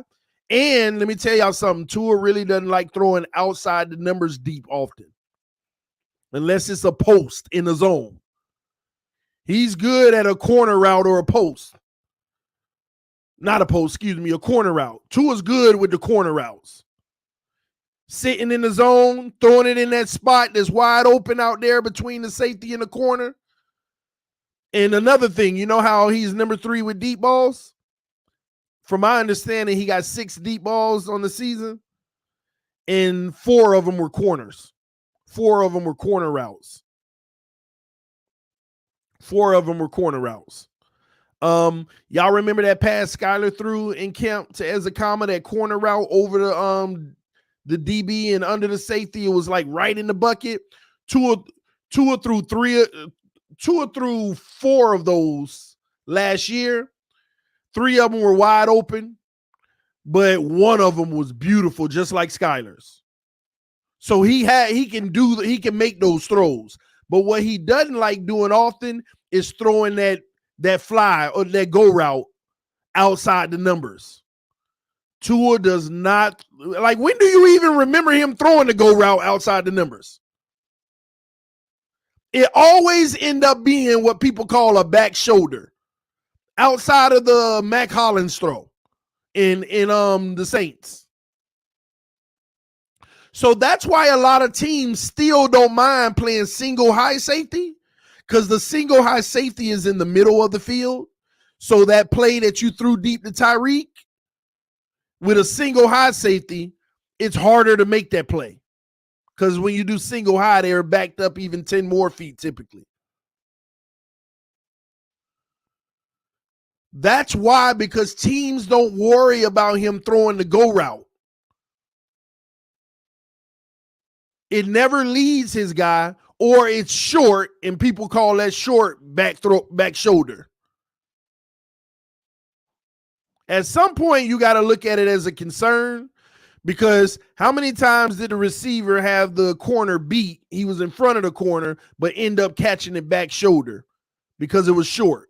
Because Tua also doesn't want to put too much on it, and he got to do better with his velocity and his touch.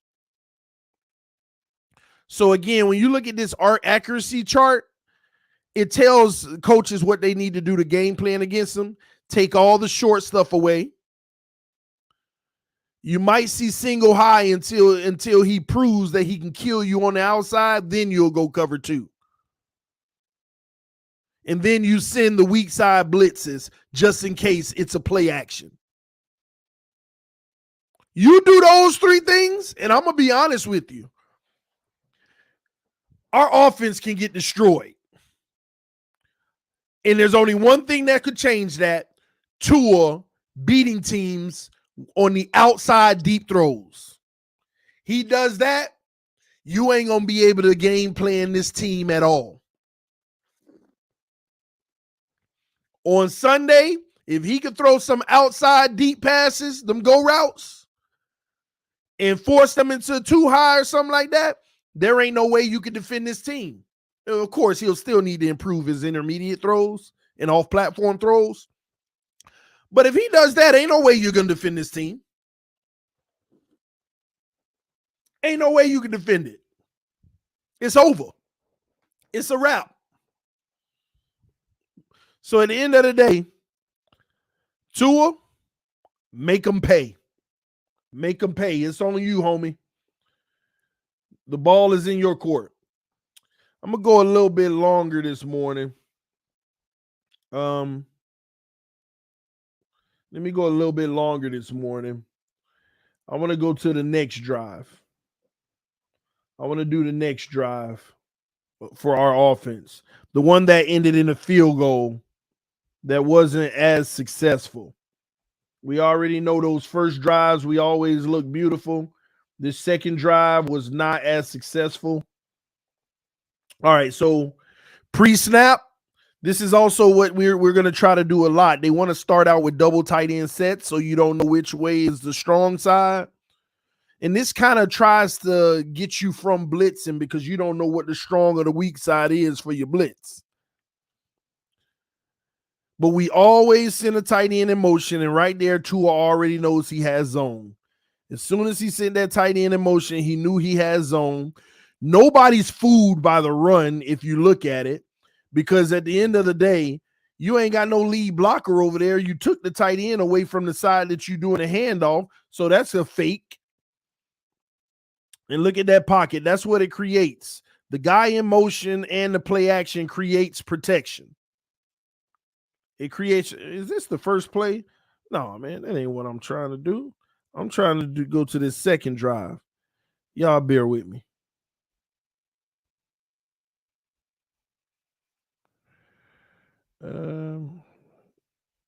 Here we go.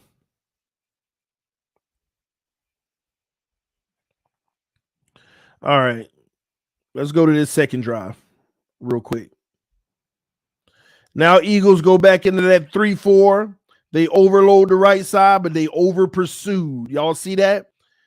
And great job by the running back. I think that's is that Moser? Is he 31? Great job by the running back, because that cutback, which this play is typically designed for, great cutback, because the Eagles were all over this run. And this is not their starters, guys. They were all over this. He cuts it back, off-platform play, gets around the edge, uses his speed for a huge gain. Huge gain. Very good job on this one by the running back.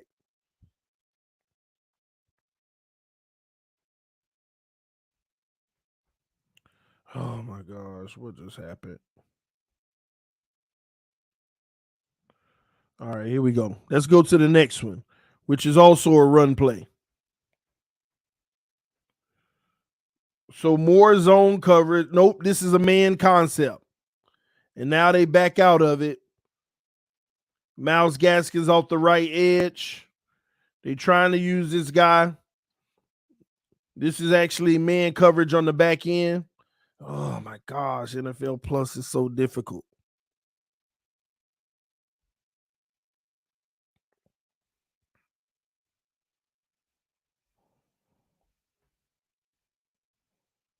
All right, let's start it back from the beginning.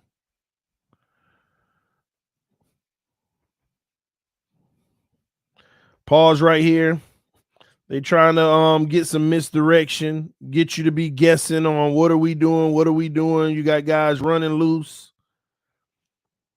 Eichenberg, number 74 at least, he got to come off of that block and help out on the inside, and he doesn't.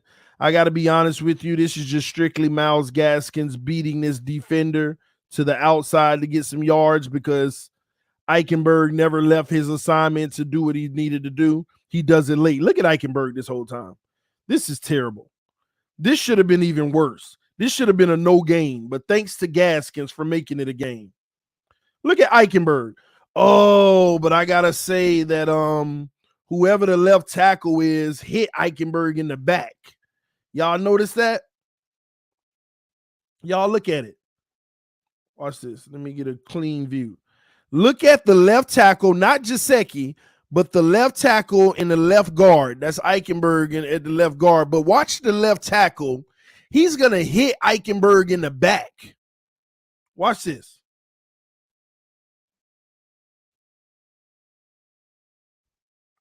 He's hitting Eichenberg in the back.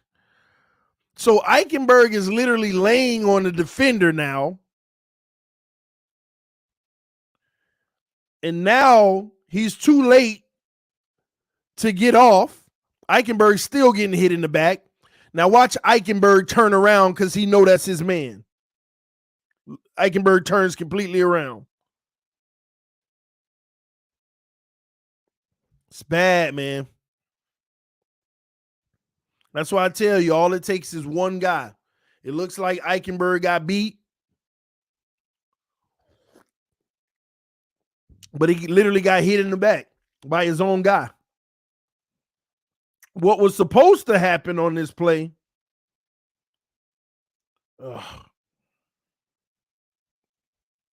me go back to it. What was supposed to happen on the play is they both were supposed to double team.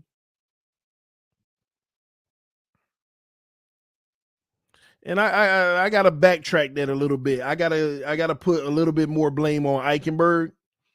You have to also, if you're Eichenberg went straight up with the man, but if it's a double team, you're supposed to leave room for your partner to have that double team. But Eichenberg went straight up, kind of, instead of taking a step outside to the right. So Eichenberg definitely gets some of the blame early on that. But Gaskins made that run, y'all. Gaskins made a no gain out of 3 yards because the defender was right in his face. All right, next play. Let me back it up, get a better quality. All right, that's great quality. All right. Weak side is on the right side. Shockingly, we didn't get a motion this time. So these are the plays once again. Buffalo would send that blitz off the right side to come help. And you got a traditional 5-man rush. 5-man blocking against a 4-man rush. Double team in the interior right side. This is what Tua has a beautiful pocket so far. He's surveying the field, looking everywhere. I want to back that up and look at that again.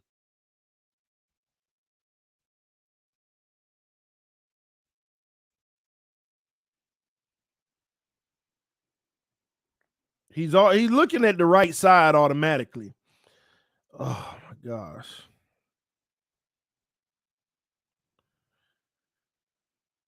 Gets sacked on the play. I can't blame the O-line because I don't know how long people will want the O-line to hold up.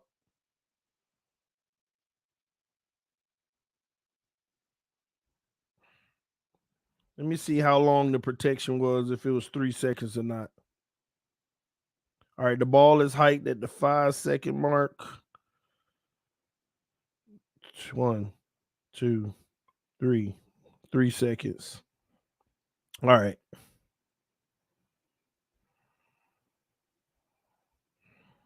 So we're going to have to look at the sky view on this to see the secondary here. But as far as protection, Austin Jackson, everybody else looks like they're doing a good job. Austin Jackson coming across the guy's face. Right here, I still like Austin Jackson is still fighting. That's a good look. Now, I'm going to be honest. Tua never even saw the guy behind him. Tua never even saw the guy behind him. To be quite honest with you, I would have liked if Tua would have bailed on this run straight ahead. He would have just ran the ball between straight ahead.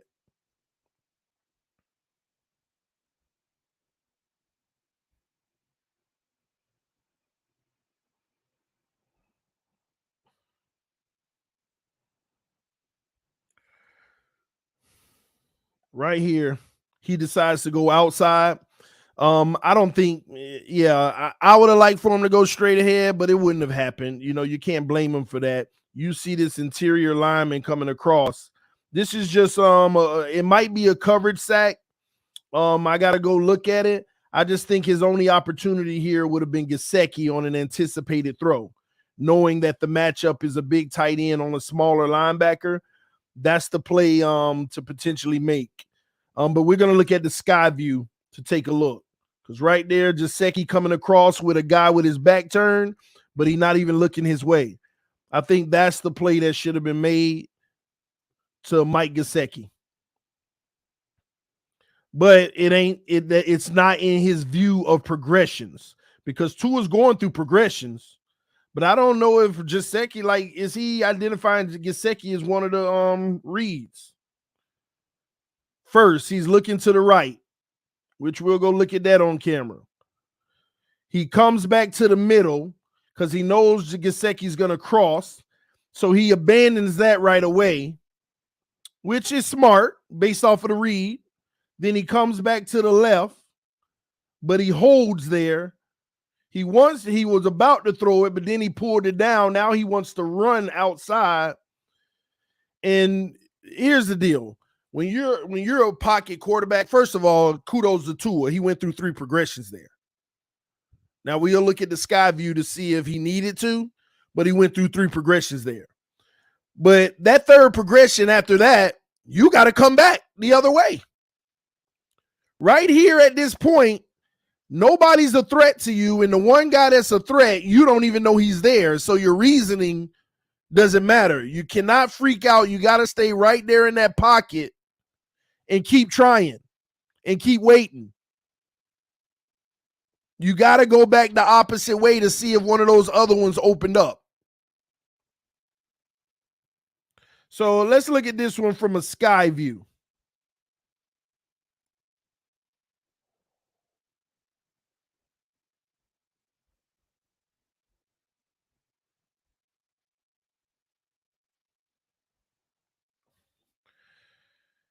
Yeah, this is it. All right.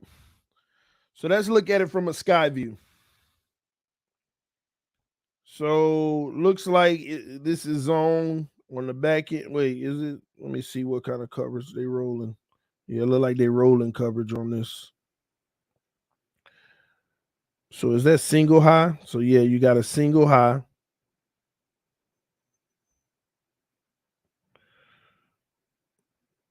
Yeah, because I see the concept at the bottom of the screen. Oh my God.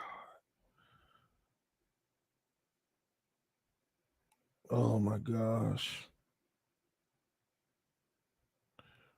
I ain't gonna lie, that doggone first read of Craycraft, man.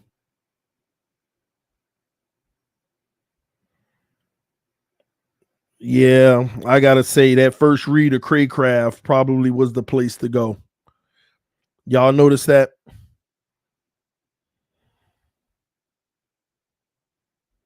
The corner route by Craycraft. Look at him at the bottom of the screen, y'all.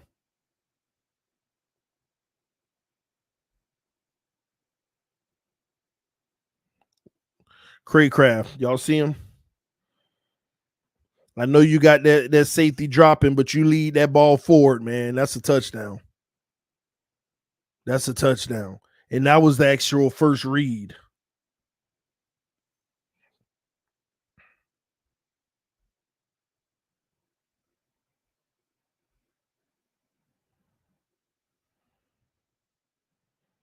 Here's what I don't understand. His first read is to the right. I guess the offense is designed to say, hey, I want to hit that quick out route. But is there ever a read for Craycraft? Because to me, right here, you're getting exactly what you would want to get, right? Right here, you're looking over there, evaluating that read. Am I taking the out route, or is Craycraft have a seam? Right here, I feel like you're already, look, he just went off of it.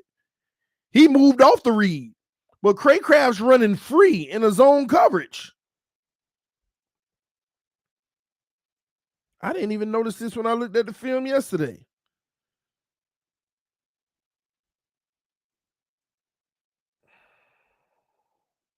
Yeah. Yeah, you got to hit that, man. You got to hit that. So this is what worries me.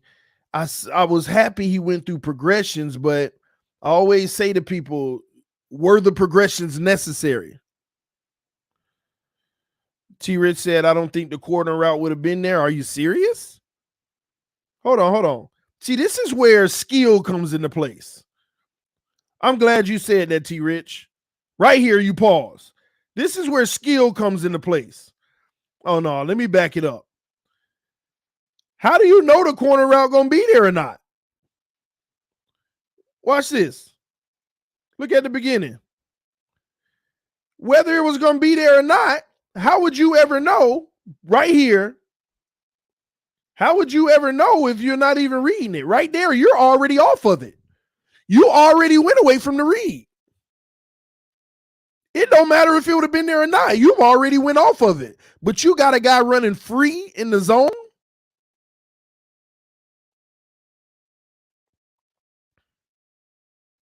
Now, let's say he was looking at it. Oh no. Any talented cornerback, they're going to make this open corner out. Let me show you what I'm talking about. You're going to put that ball out to the 5-yard line. Y'all remember the Gesicki throw where Tua, it was a throw just like this where Tua had Gesicki and he threw it over the top where Gesicki had to narrow it out to go get it. You got to make this throw an open throw. You have to make this throw an open throw. This is one of those ones you lead out there. Or if anything, right now, you got to stay in that pocket and make that pass by the sticks by the 20 to Mike Gesicki. Because if Craycraft is clearing out the corner, then Gesicki is actually getting a crease underneath. But at the same token, he rolled out and went in the sack, got him. The more let me conclude by saying this. Let me conclude by saying this. This is going to be difficult no matter what. If his job is to go through his progressions, he would have never knew if Craycraft. That's why I don't understand the progressions of this play. I don't understand the progressions of this play because how can you determine in your progressions whether or not the Craycraft route is even going to be open? Like right here, you're looking. How can you determine whether or not he's going to be open?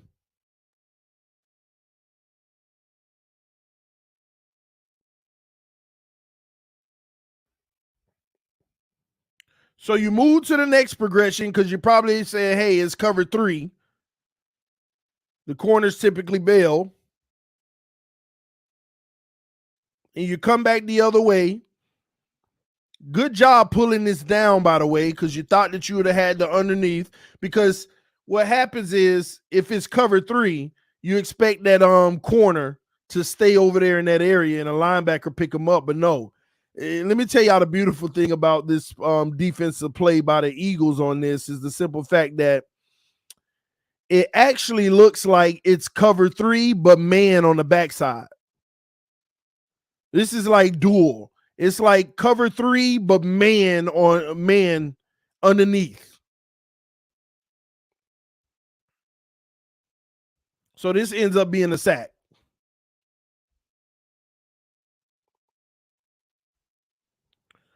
What's next on this? Next play.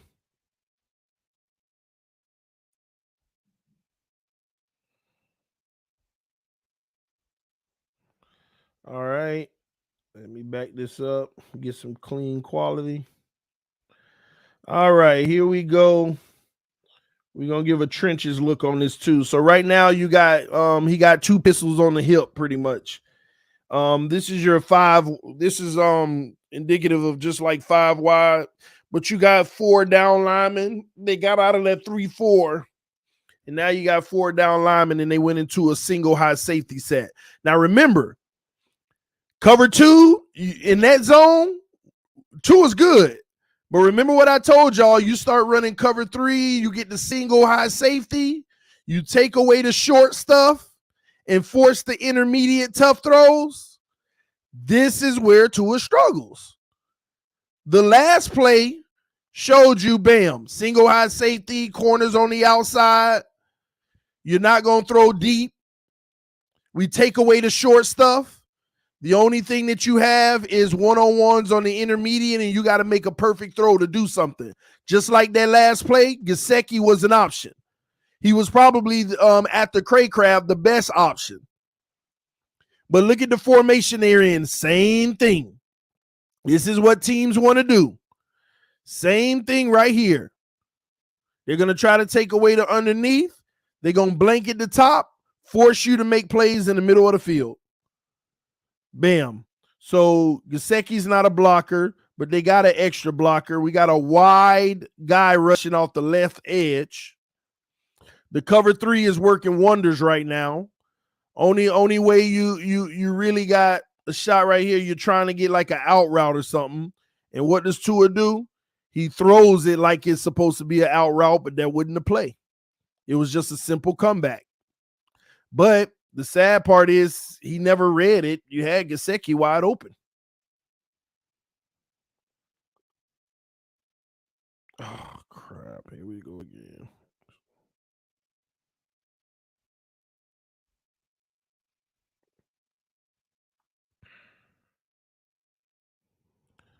Again, this is 3rd and 7. You need 7 yards. Look at Gesicki. Ain't nobody even near him coming out of the backfield.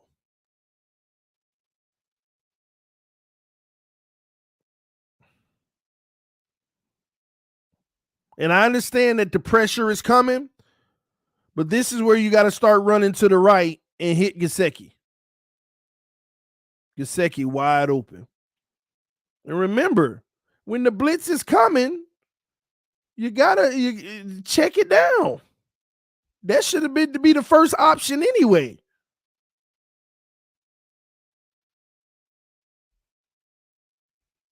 Let me clean the quality up. All right, great quality right here. Look at this. Look at the blitz they sent. See what I tell y'all? This is what they want to do to Tua. This is what teams want to do. I want to show y'all what they're going to do, how the Eagles rolled this. The Eagles said, we got 2 receivers on the right and 1 on the left. So we'll send the blitz from the weak side, which is the left, and we'll back the defensive end on the right out in the coverage so we cover our end. That's what they do. Watch this. You see them safeties were creeping up, and this is where I'm not expecting this from Tua. He's still young. I'm not expecting him to identify this. He got a long way to go before he do this. But watch the safety and the linebacker start creeping up. Right here. You see that? How they creeping around and they creeping up? And look at the blitz coming off of the weak side. All on the right side. Ain't nobody on the O-line missed their assignment. It's just an overload. Running back got 2 guys coming. The running back does a good job, picks up the first guy, second guy up in there. But what this also does is tell you, you got a wide open man somewhere.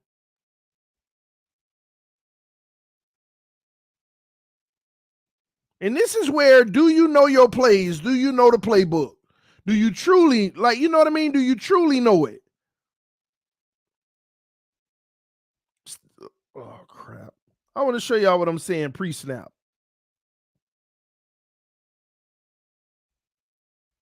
Right here. If you know the playbook, right, you know that you got single high coverage, which is going to stay deep, but you got 2-on-2 on the right, and you know Gesicki is going out there. You know Gesicki is going out there.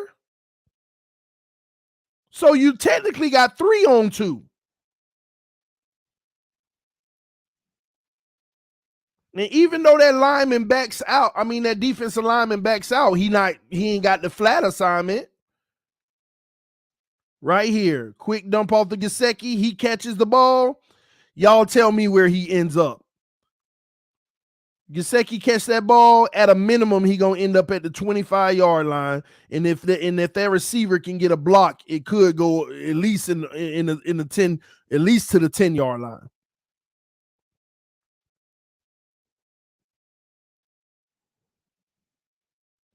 This is what teams like to do. Send that weak side blitz, make him get rid of the ball fast. And as long as you take that first read away, because when Tua see a blitz coming, he want to throw it to the first read.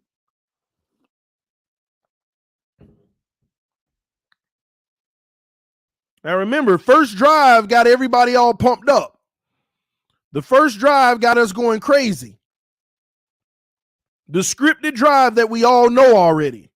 That's why I told people, even if this was the Eagles starters and we did all that against them, we know what we do on the first drive. This is the second drive. That's 2 plays where our quarterback got to be better. And what do? We end up getting the field goal after that. Now let's go to the next drive where we get a touchdown.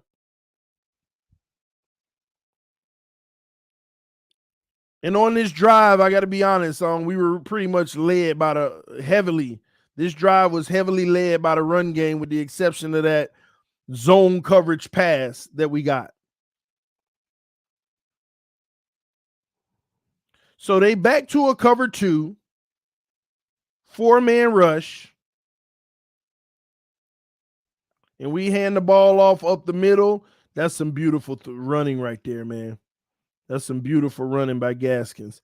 Matter of fact, let's back it up because we need to go in the trenches. We need to go in the trenches. And I'm doing overtime this morning. End zone. I'm doing some overtime streaming this morning. Hey, I'm 2 hours in. All right, let's go to the end zone look.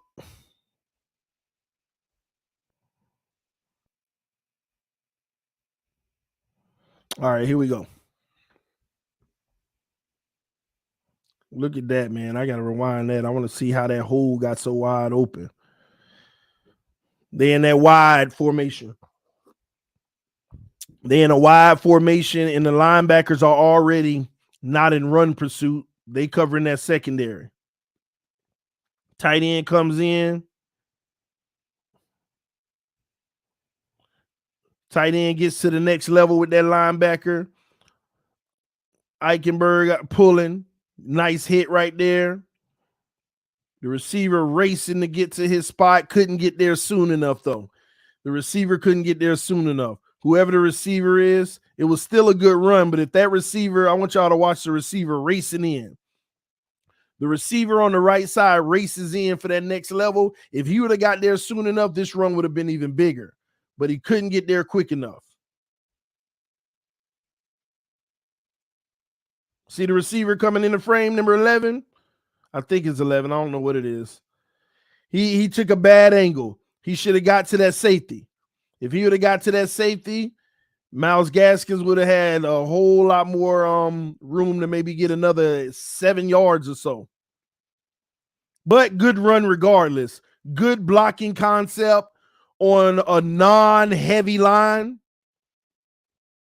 Very good blocking concept on just a 5-man O-line with a tight end coming in motion.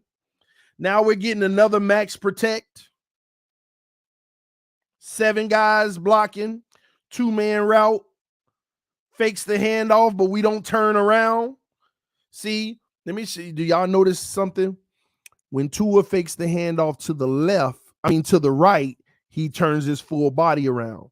When he fakes it to the left, he doesn't turn his full body around because he left-handed. Y'all notice that? Look at this. He's not going to turn his body on the fake handoff. He stays. Comeback route. Oh, this is the pass. Oh, I'm glad that I'm glad that pass was up there. We need to talk about this pass. Somebody did a breakdown of this pass. There were two things about this pass. There's a discouraging thing and there's a happy thing about the pass. Pause right here. Great pocket, by the way. Well, of course. I mean, you're getting double teams all over the place.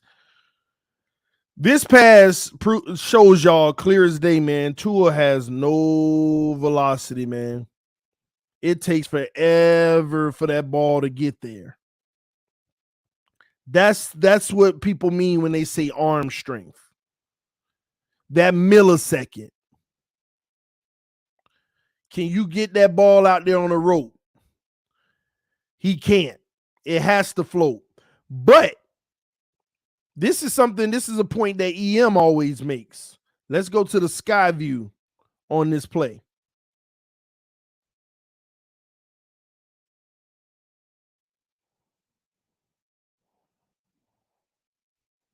All right, let's go to the sky view on this play.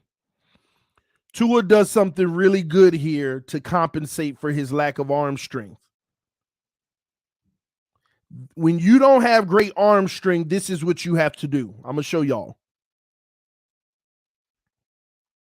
Pause.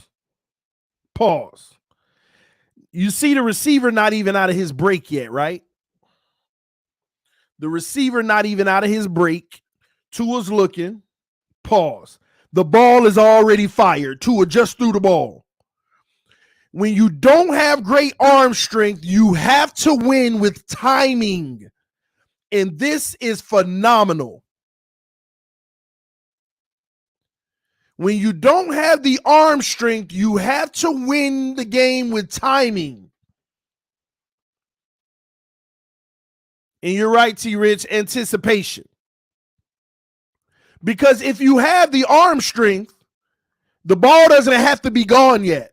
You can make sure that he breaks properly and then fire it. Right here, you see that separation right there? Quarterbacks with strong arm strength, they're just throwing the ball right here because they see the gap. But when you don't have great arm strength, you have to time it. You have to anticipate it. And he did a look. I don't know if y'all can see the ball on the screen, but look at it. It just hangs. Lack of velocity. And Kurt Warner, I believe he breaks this down, if I'm not mistaken. Somebody broke this down recently. This play is the prime example of lack of arm strength, and the only way you can compensate for it is with timing. Right here, the same time the guy coming out of the break, the ball is already on the way. Then it gives the guy, and since it hangs, the guy gets to identify where it's going and make the catch. So this is a great throw. Make sure you get that straight. This is a phenomenal throw for a guy who doesn't have the arm strength. This was perfect. Perfect timing. Good job by Tua on this one.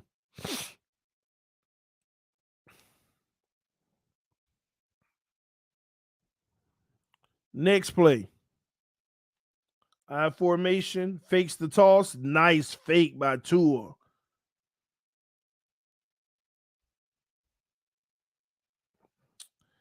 And I like this one. I like this one.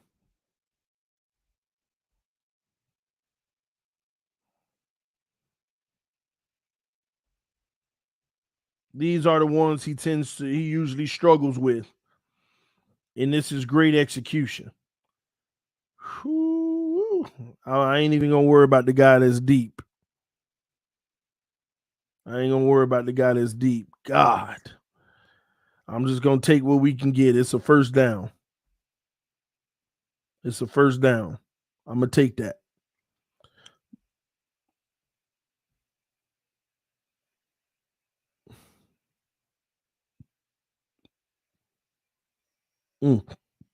Let's look at this one in the trenches. Man, that's another touchdown right there, though. I'm going to leave it alone, but that is a touchdown if we hit that guy deep. Look at these options. Nice. Here's another throw where you got to put it out in front of him. So that's the ball placement right there, high and center. You want to kind of lead that about 1 foot in front of him. Let him see that DB coming and be able to try to make a move. But I'm sorry, y'all. I just can't get over this. I can't get over this guy. I can't get over this potential touchdown, man. Oh, I just can't get over this. I like that he hit an intermediate throw, but I'm sorry. I can't get over this. I can't. Oh, Jesus. I can't get over this.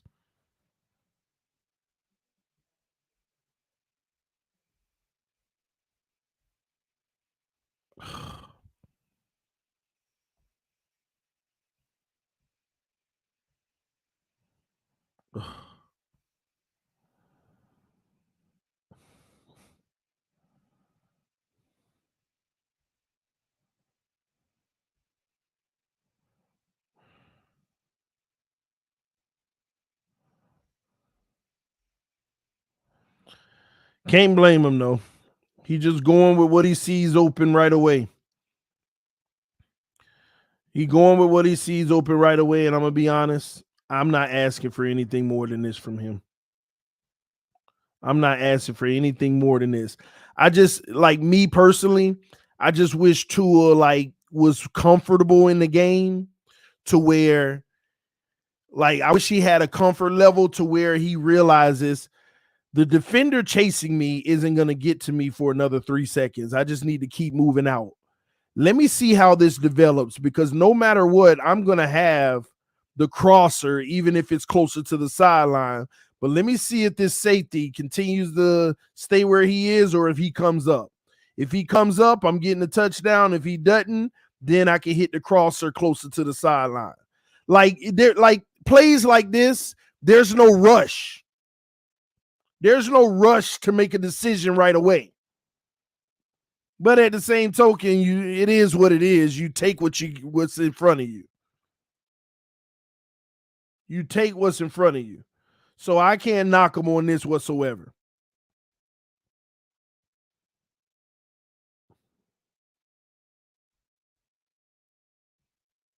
See, right here, he making his decision. So I get it. It's just like I said, plays like this, there's no rush. But take it. Let's get the first down and let's keep moving the chains. Great throw. Great throw.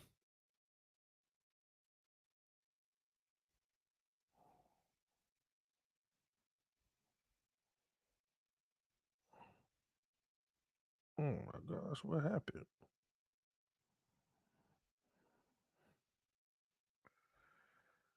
Ugh.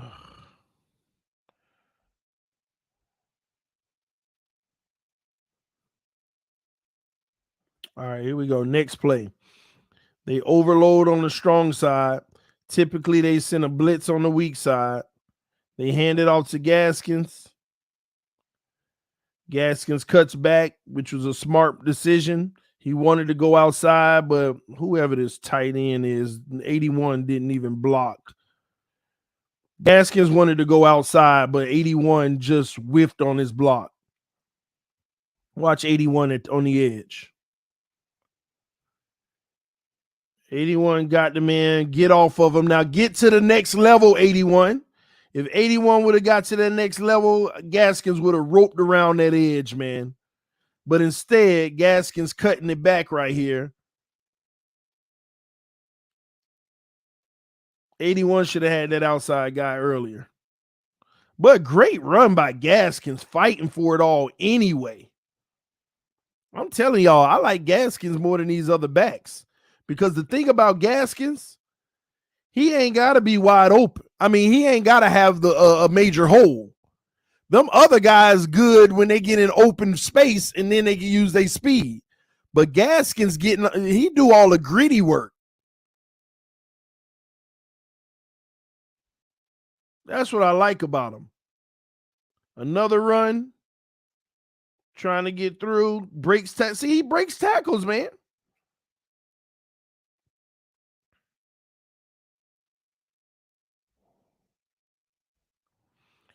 All right, now I believe it's like second down.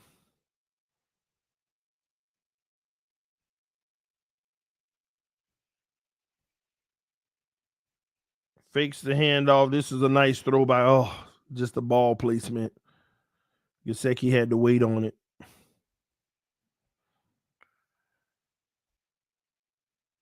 Let's go back to that. Good read by Tua. This is more that RPO, man.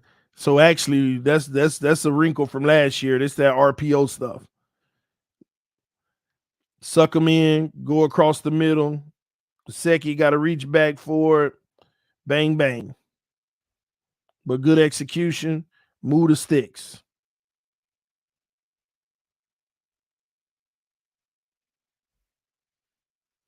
Real time, look at Gesicki.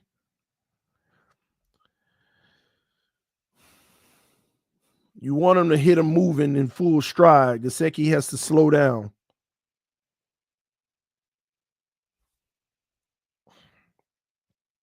So now we're red zone.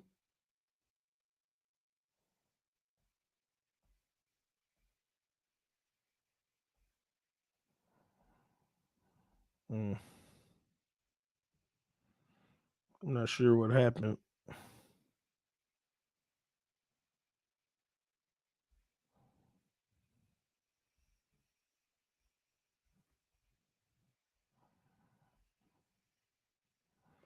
Ahmed up the middle. Another nice run. And I think we run this in for a touchdown, if I'm not mistaken.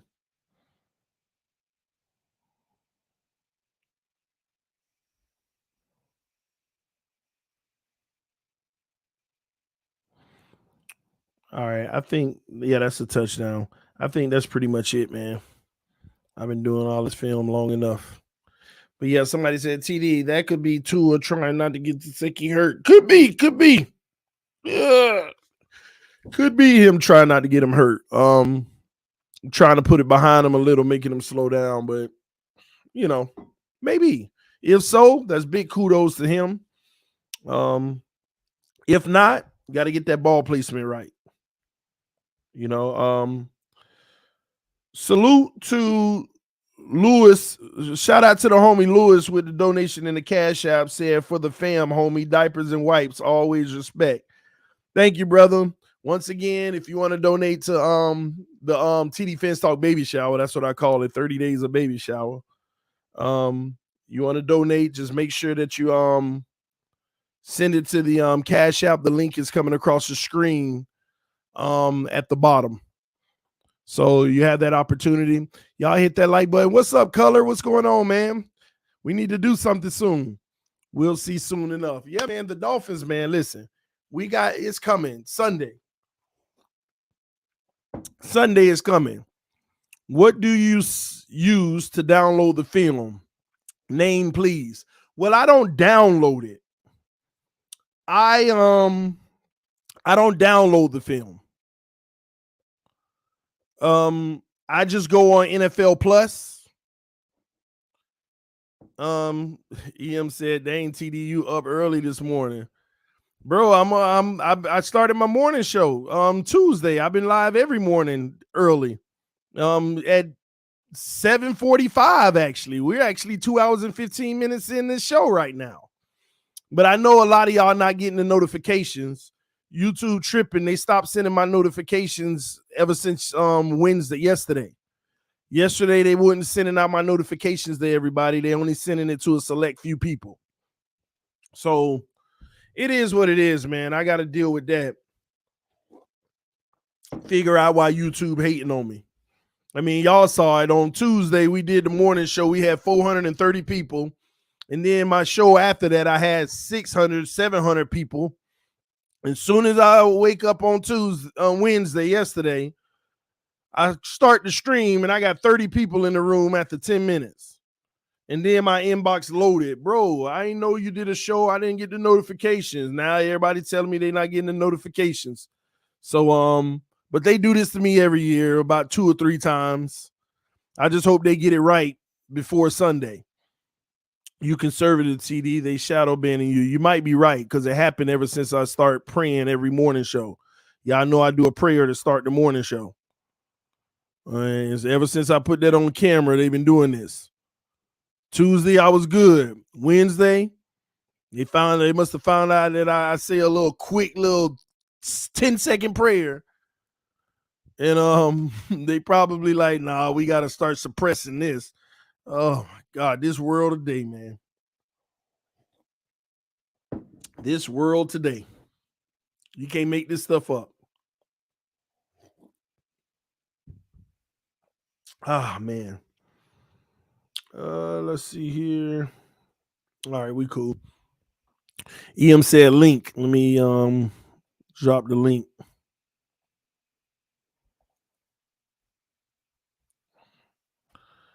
All right, I just dropped it, EM.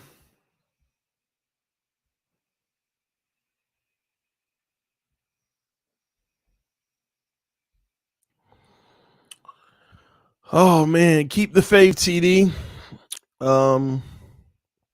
We will spread it with word of mouth. Yeah, absolutely. Keep them prayers going, TD. Absolutely, man. Absolutely. What's up, EM Foolish Talk? TD, what's good, bro? I'm good, man. Just early morning content. Damn, bro. When did you start your early streaming in the mornings? Tuesday morning was the first Okay. show. That's what's Tuesday up. morning. Wake up with TD Foolish Talk, man. Yeah. Tell you, start your day off right. Yeah. Wake up, Ether and EM. Man, I can't believe, bro. Football is upon us. Football. I mean, man, it seems like we've been waiting so long for the season to start. I know I say that every year, but wow, bro, football is here. That's gonna be a hell of a game tonight, too, by the way. Yeah, we made it through. We made it through, man. Yeah, we made it. We made it. Long off seasons be long, man. I know, man. I know, and bro. I still remember back in March, I was like, man, here we go. We gotta get through this whole off season. And here we are. See, do you realize it'd be like 7 months later? Yeah. Like the Super Bowl is the first week of February. So March, April, May, June, July, August, September. Yeah. 7 months. Especially that that period after the draft as well. That did. Oh, that seems like, man, the longest. Right at the mini camps. Yeah. Voluntary workouts and all that stuff, man. So that's gonna be a phenomenal game tonight. But man, I'm just waiting till Sunday. I'm so anxious for Sunday to get here. See what this team looks like, see what Tua looks like, just the team in general. A lot of our question marks as a fan base. Hopefully, a lot of those get answered Sunday. Yeah. I know everything won't be solved on Sunday, but it'll clear that picture up on a lot of the question marks that we have with certain aspects of the team. So, man, I can't wait till Sunday gets here. Yeah, man. You must have just came in, huh? Well, about 15 minutes ago, maybe. So you were watching the film? Yeah, I caught a little bit of it. Yeah. Man, I ain't gonna lie, man. Because I hadn't really looked at the Eagles film much at all. But after seeing it, I saw some really nice things, but then I saw some of the same concerns from before, bro. Really? Yeah, I mean, we just like it's two plays in particular, man. That it's like, man, these are the ones that like they have to change. We have to. Matter of fact, let me, bro. You missed it, so I'm just gonna show you them too. All right. Let me a second. Let me pull it up real quick. Sideline. Well, you got that film on speed dial, bro. Oh, no, I already had it up because I was playing it. He keep that tour footage on speed dial, bro. Pull it up at any time. That's what's up. I hear you. Salute, shout out to everybody in the chat as well. All right, share screen, window. All right, like I don't know why I'm in that view. I'm supposed to be in sideline view. not end zone. Give me a second.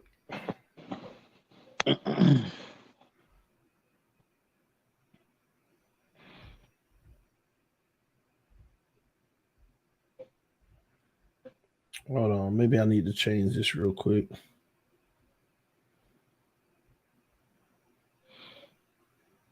So is it? So what you saw? Is it causing you for major concern for Sunday? It's just missing the opportunities. Like he does a good job, but we can't afford to miss opportunities. You know what I mean? Well, hey man, this offense is all about maximizing play potential. You know, it's all about maximizing the potential of that play. And like I said, TD, my biggest, the area of growth that I want to see the biggest leap from Tua in is his ability, is his timing, is his his processing. You know what I mean? To truly maximize, the potential of this offense. That's what, again, and that's, it's not relative to Tua. That's any quarterback. But man, you're gonna have, if Mike McDaniel turns out to be the play caller that he's hyped up to be, and we all hope he will become, and then you combine that with the personnel that we have, it's gonna be plays. I mean, major plays, massive, explosive plays to be made consistently. And again, if Tua is not consistently reading the field, bro, and his timing isn't where it needs to be, there's just going to be a lot of plays left on the field. A lot of what we've seen, in the previous 2 years. Now, with the improved personnel, Tua's numbers will be better. But again, this is about maximizing. This is about maximizing. And, man, just said, ooh, the flat. Did he throw it to the flat right there? No. No, he didn't. He threw it out to the receiver in cover 3. And it was Gesicki is absolute, bro. Wow. That's what I mean by opportunities, man. And that's a check down. The pressure's coming, and you got to be able to hit that. That's your, and see, Tua has to identify that pre-snap, and he has to be aware of where his hot read is. And that's what I was saying. Let me tell you, he should have went hot right there.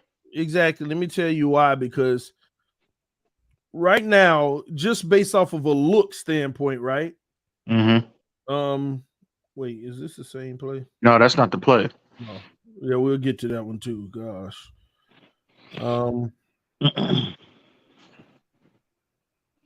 It's like this play is indicative of, do you know I know you know the plays in the playbook, but do you know where everybody's really going to be on this? Do you identify what your advantage is on this early on? Dang, where's the freaking, am I in the wrong drive or something? Oh, that's a 3-yard run. All right, here we go.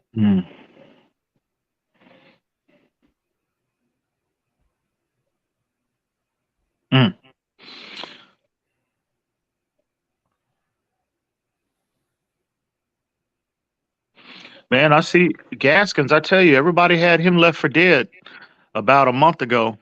And looky. Gaskins is still he has looked the best out of all these running backs. Throughout the preseason, throughout the offseason. I agree.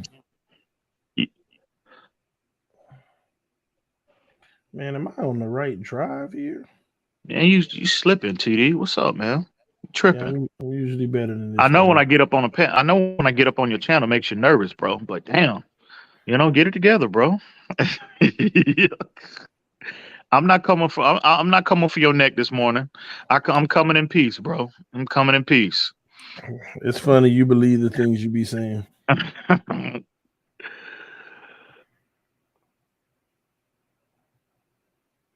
Oh, okay, yeah. Like let's go over this play too. This was interesting to me. So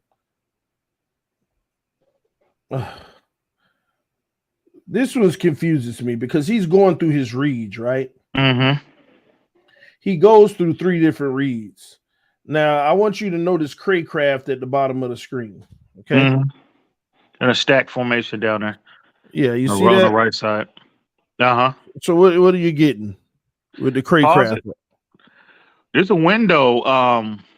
First off, they're in single high, right? And you see one safety in the middle of the field. It seems like it might be cover 3 though. Right. There's a window about I would say about the 10-yard, 10-yard mark. Run the play first. Run the play first. So I can see exactly. Okay. That's a corner. He's running a corner route right there. It looks like. Mm-hmm. And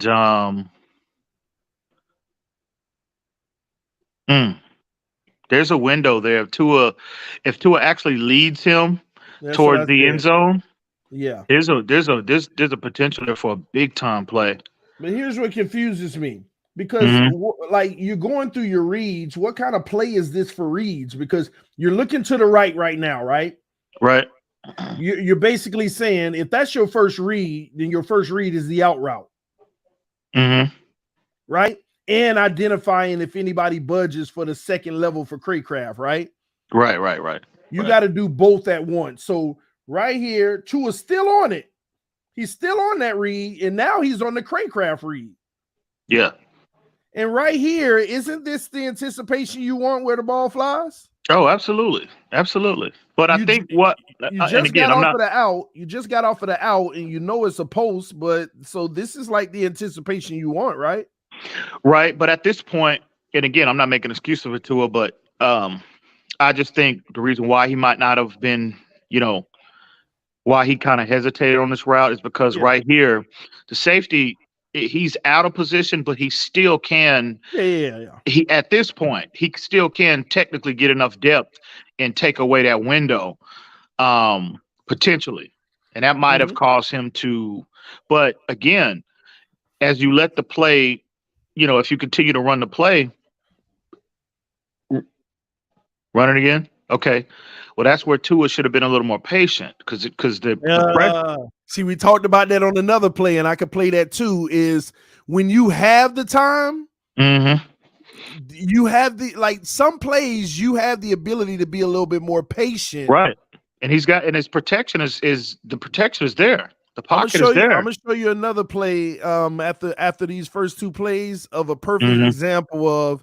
You got the time. Nobody's gonna be near you. You got to wait this one out.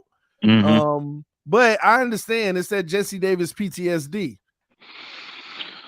Well, okay. Okay. So now he's went off of that, right? Right. And now he's coming across the opposite side of the field. But before he crosses, he does look at the Gesicki route. Let me show you. Because he's going across. I like that about him on this play.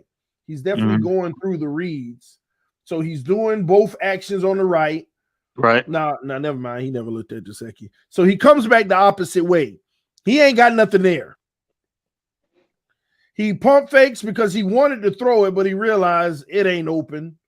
And now he starts to bail on his own, not seeing the pressure behind him, sacks him. And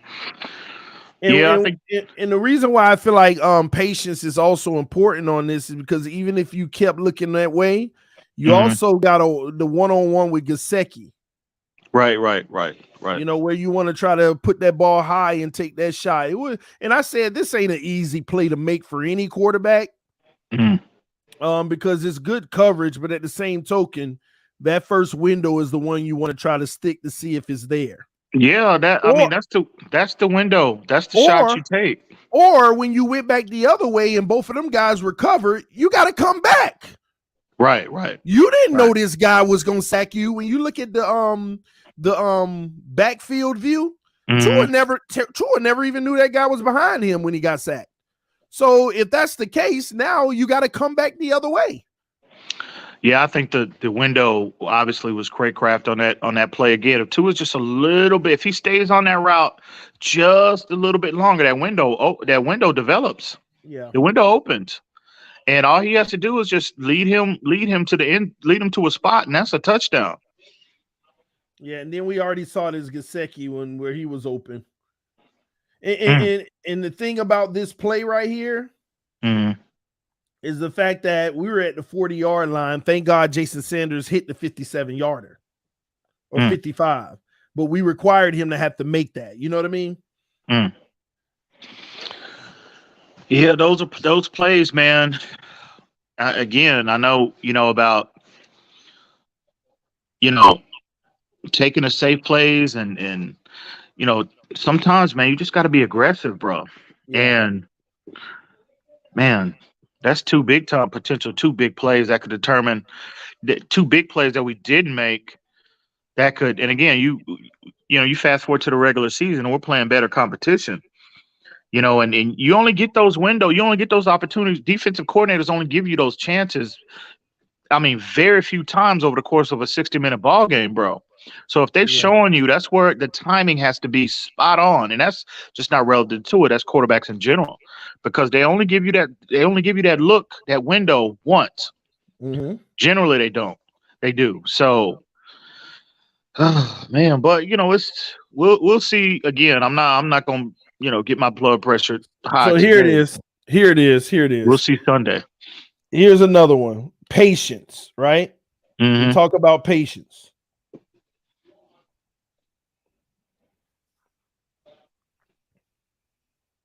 All right, watch this.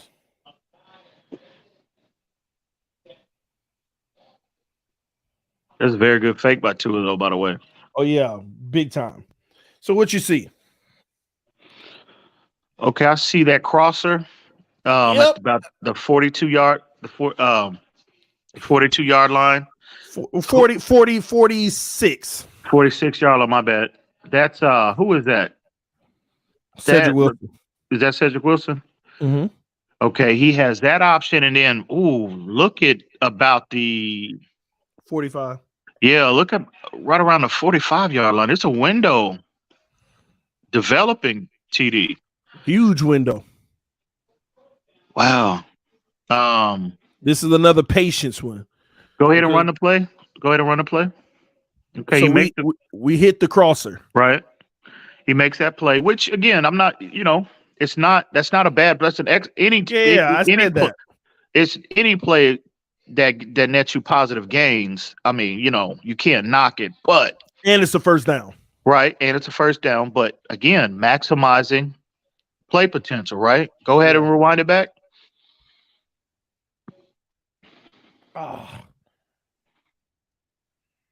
Drives me crazy.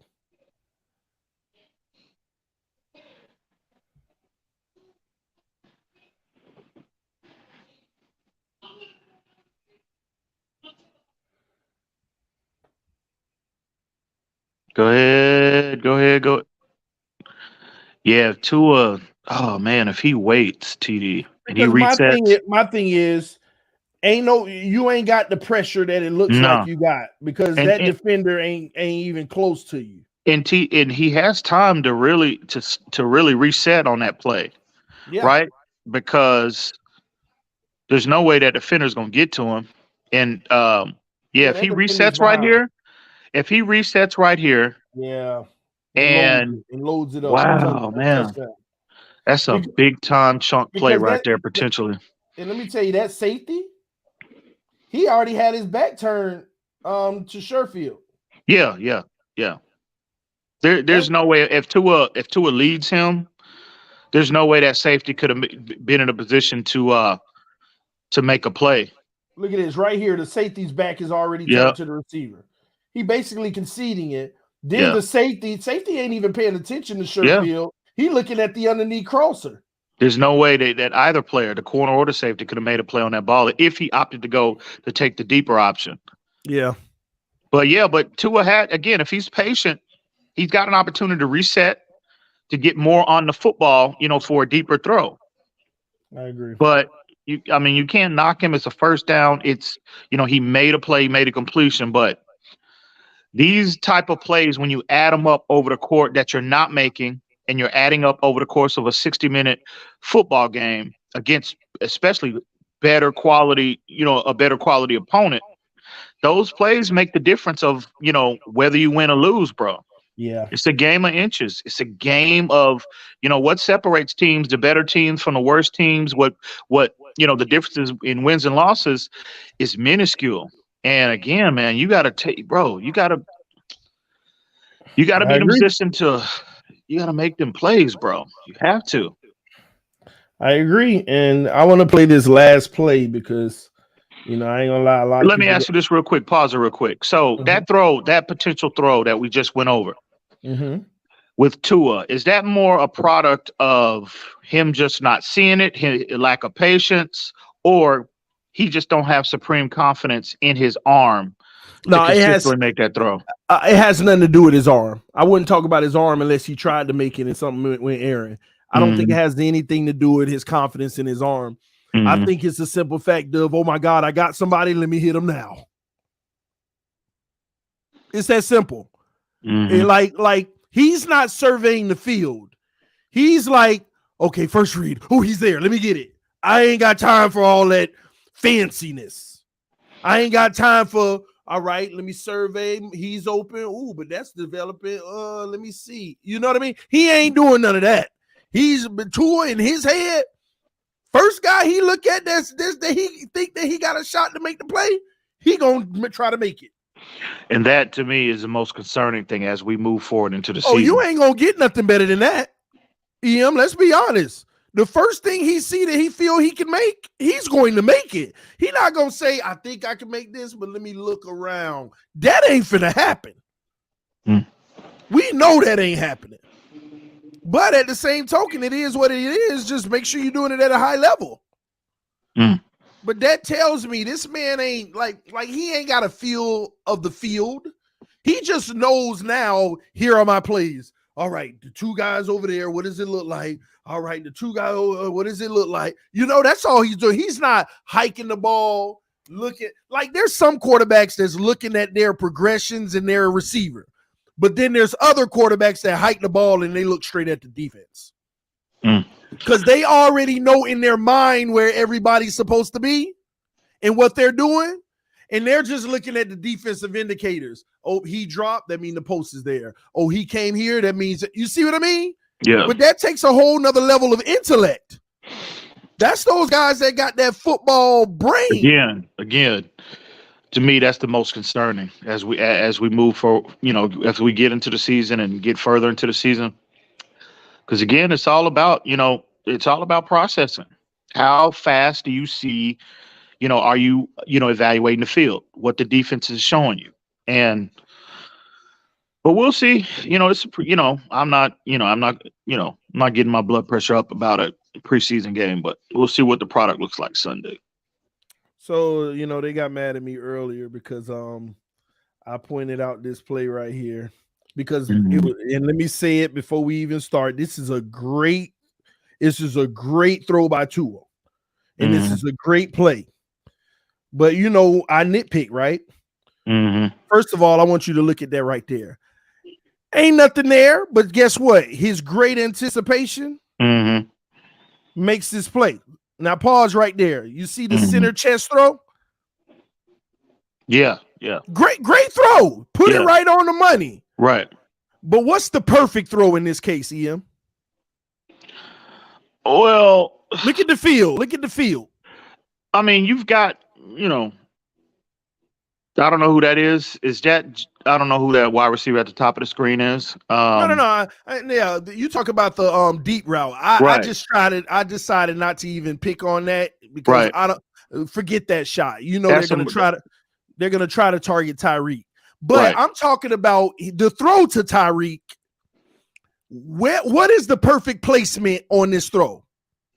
This is great placement, but what he could have let him a little more. Could have let him a little. He could have got it out in front of him a little more. And if he got it out in front of him, do you think Tyreek? Exactly. Oh, absolutely. That's all I was pointing out to people. I said it's a great throw, first down. But if it was led in front of him where he reached his arms forward, which his body would have already been halfway turned around, that's a touchdown. That is a touchdown because look, once he catches the ball, he got to turn his body around and look how long that takes.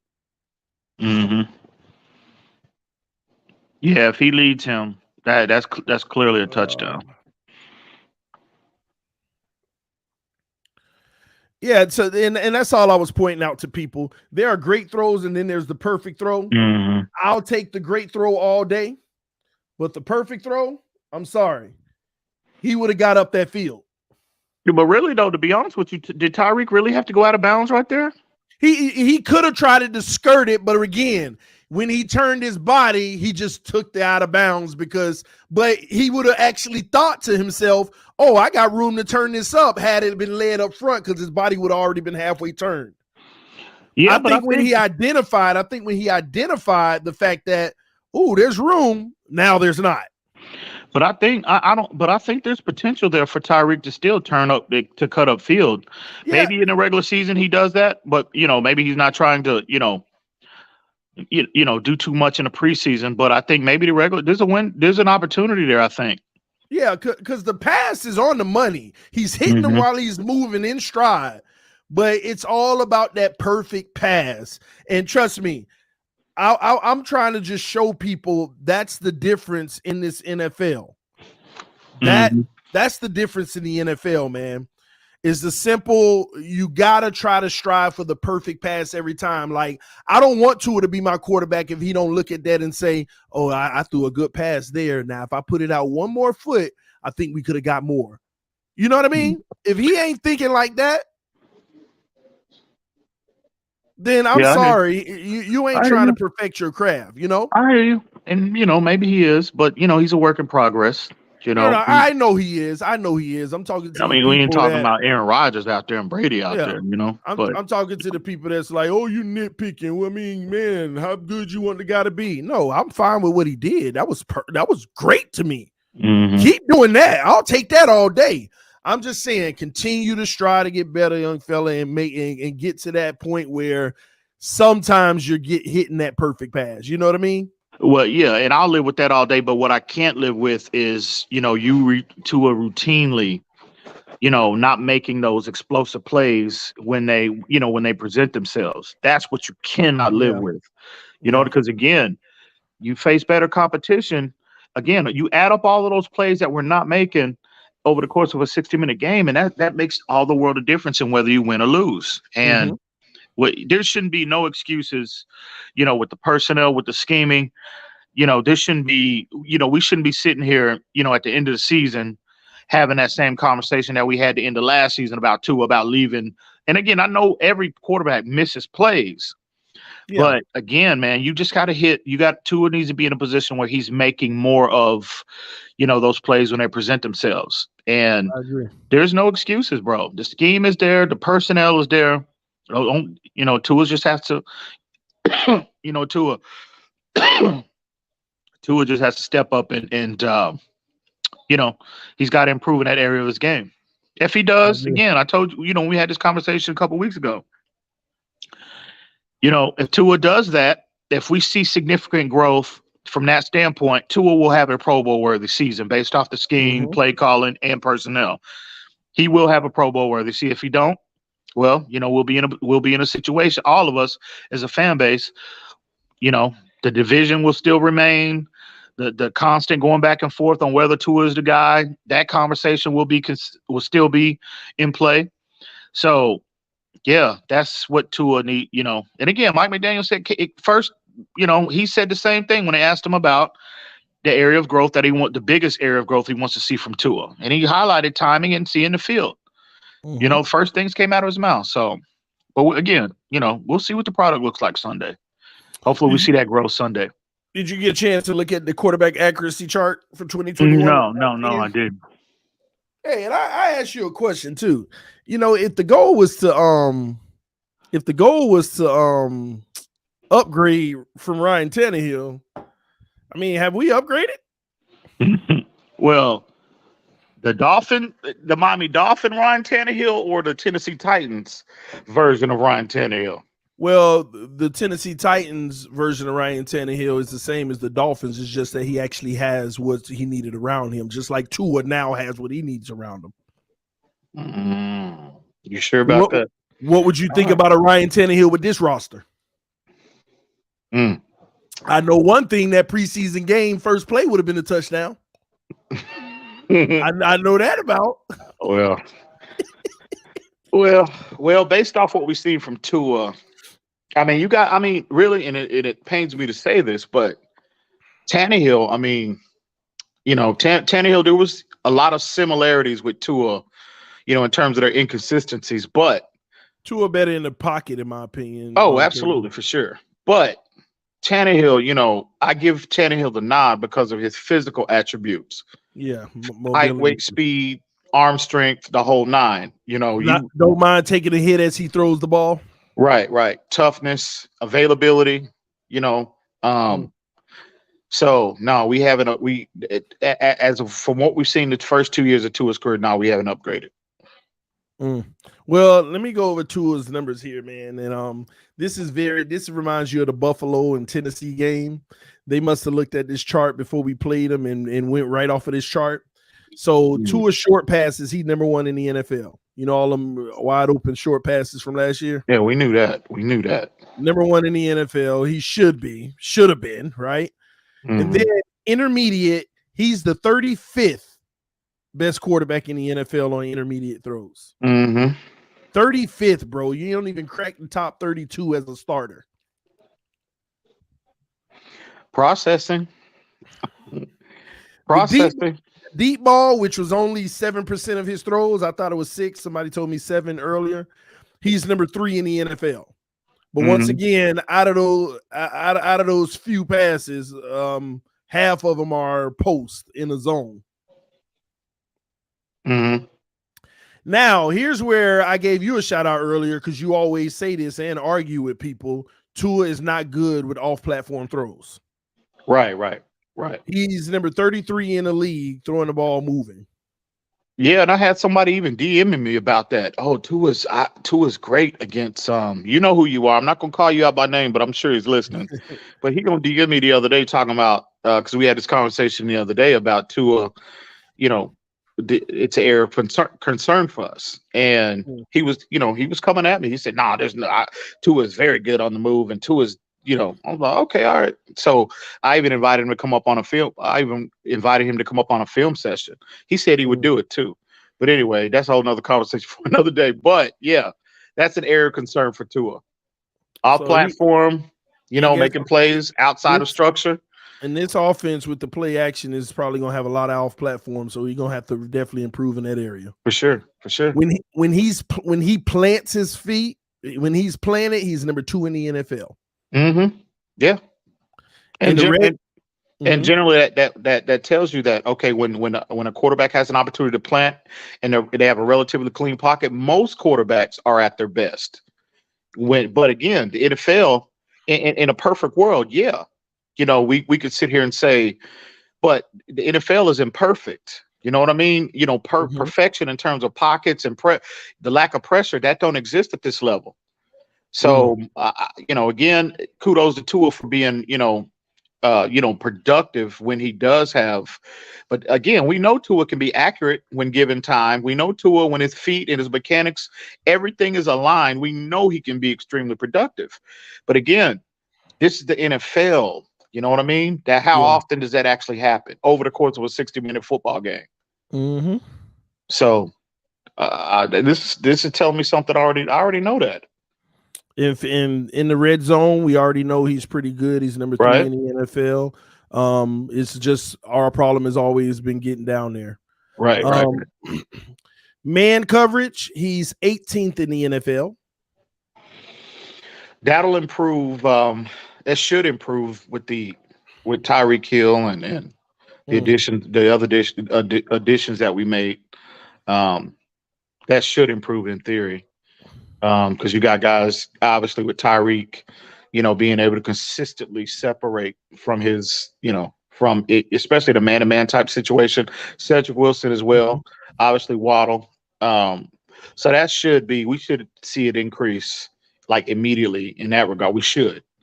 But 18 still is not terrible. You know what I mean? No, not at all. That's kind of where you expect Tua to be. A second-year player going to his third. That's kind of where you expect him to be. And in zone coverage, he's number 3 in the NFL. Yeah, we knew that too. I mean, he's very good, against zone coverage. He's been, since he's been in NFL. So I'm not surprised by that one. So that is the stats for accuracy for the most accurate quarterback in the NFL. Hey, you see Joe? Interesting. I know. Well, he ain't the most accurate, even though they keep saying he is. He is number 8 on the list, though. But do you see Joe Burrow, bro, on this list? Yeah, and see, Jesus. With Every this, category, he's not lower than 5. right, and you look at the two areas, right? When you're using this chart to really get a gauge on where a quarterback is, in terms of their level of play, Mm-hmm. the intermediate level, and off platform. That is what sticks out to me the most because, again, the intermediate level of the field, that's the money area of the field. That's where quarterbacks make their money. That's where the most traffic, that's where the most congested area of the field is. So your timing, your placement, all of that, your processing has to be a second faster than any other area of the field. Because again, just because that's where the majority of the traffic is, and also off platform. Because every quarterback, for the most part, 90% of the quarterbacks in the NFL that have ever been in the NFL, when they have a pristine pocket, they generally play a lot better, right? Than when they don't. So when we know the nature of the NFL, with it being, an imperfect league in terms of, again, the defenses are so much faster. The defensive coordinators are so much smarter. When pressure comes, and let's be mindful of the line that the Bengals had the last 2 years, especially last year. And when he's off platform, when he's moving, that is extraordinary to be able to consistently make plays. You know what I mean? That is extraordinary. That's where you want your quarterback, your number 5 overall pick to be. Now, Tua might not be, be as good as Burrow on the move, but Tua is still, I think, Tua, I think he has enough athleticism to be able to evade consistently and get out and extend plays. But again, I think the difference between Burrow and Tua is from Burrow, processes a lot better when he's on or off platform, and he just has that innate ability to make plays when the structure breaks down. And that is extraordinary. And again, we saw that last year on that playoff run. Was Burrow perfect last year? No. But when the money was on the line, when his team needed a big play, 3rd and long type situation, when the pressure was coming, he still makes something out of nothing. And that's what you want your top 10 pick to be able to consistently do at this level. So that is extraordinary. But, we realized too, we'll see again. Sunday. We all pulling for Tua. We're all pulling for Tua, bro. We'll see. We'll see. He's got a golden opportunity to improve upon all these, to really, really cement himself and really elevate himself, as an upper tier guy in this league. So. Yeah, I didn't realize how even like guys like Kyler Murray, I didn't realize how accurate they were. Yeah, Kyler is Kyler is, he's a talented guy as well, but let me pull his numbers up real quick. Yeah, I'm really surprised that not really. Hey, I gotta call you out on something.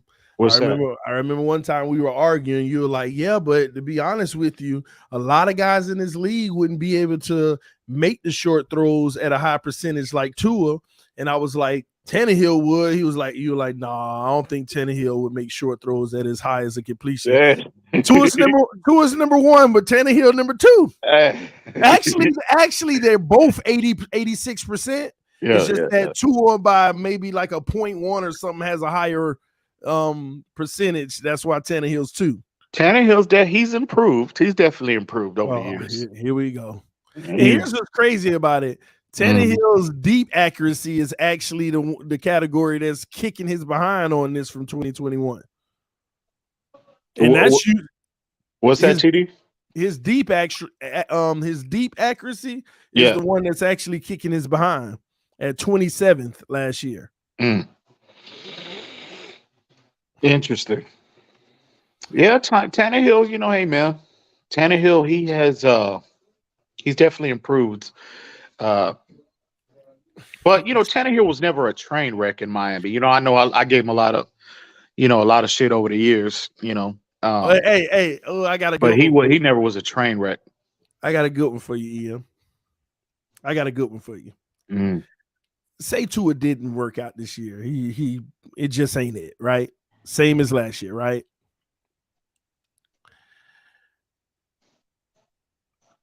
Would the Miami Dolphins be willing to trade back for Teddy? Man, stop it. Man, stop it. No, but with this team, no, I'd rather move on. No, I'm not entertaining. What if it's the same cost, like a 5th round pick?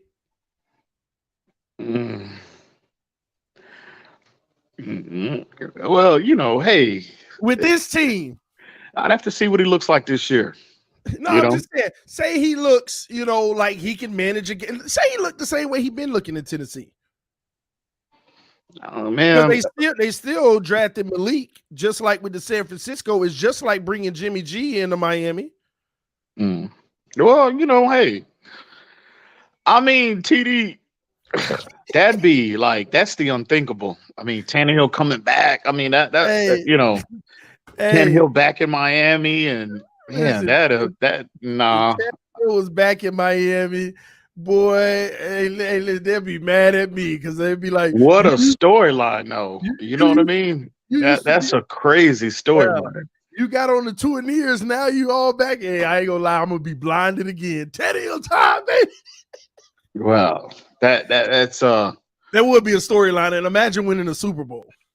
I mean, has Tannehill ever had this type of team? No, he hasn't. He always had one weapon on a receiver, one running back, Right. When has this man ever had, and even the tight end, just imagine him with all of these type of weapons. Yeah, for sure. That would be crazy to me. And then you look at the accuracy chart. Oh, come on, man. You know what it is with me? It's my pride won't entertain that. I get it. But it's my pride. I mean, did they really break ways in bad terms? Not really. Well, I'm sure they were going through a rebuild, and you don't pay a quarterback going through that, knowing, hey, man, let's go ahead and rebuild this thing from scratch. Well, I'm sure Tannehill was insulted the fact that they had to pay half his salary and they, to get rid of him. You know what I mean? Because it wasn't just straight up for a 4th round pick. It was the 4th round pick, and they had to pay half his salary. So I'm sure he felt some type of way how that unfolded. But for me personally, it's a pride thing. I'm just being honest. I took a massive dump on Tannehill for a long time, bro. Yeah, and then end up being wrong. Yeah, well, not necessarily, because I know what you mean, but he wasn't as bad as people thought, but he also still can't carry you. Yeah, for sure. So now, well, I mean, if he still is viewed as an upgrade, if Tua just does not meet expectation and he's looked at and viewed upon as an upgrade, bro, I'm for anybody being. I just want consistent, hopefully elite play at that position. And it could be Ryan Tannehill. I would have to swallow a lot of my pride and really have to apologize for a lot of things that I said about Tannehill over the years. But, bro, I'm about winning. I don't care who it is. Yeah. You know how much money this man is making this year as a cap hit? Tannehill? Yes. $39 million. He restructured his contract. They gave him a $20 million restructure bonus because they put voidable years in 2024 and 2025. So their out on him is technically next year because they got to pay him $37 million, but he's a $19 million dead cap. So they could eat the $19 million and spread that out over 3 years if they want to move on from him next year. And I think they will regardless, even if they have team success. And that's what's going to be interesting. Like, when you think about it, Tannehill is probably going to get traded somewhere and restructure a whole new deal. All he got, to be honest with you, all he got to do is be solid, just like he's been. And he'll be, I think they'll trade him next year because they don't want to continue with that type of cap hit, especially when you put draft capital into Malik Willis. Yeah.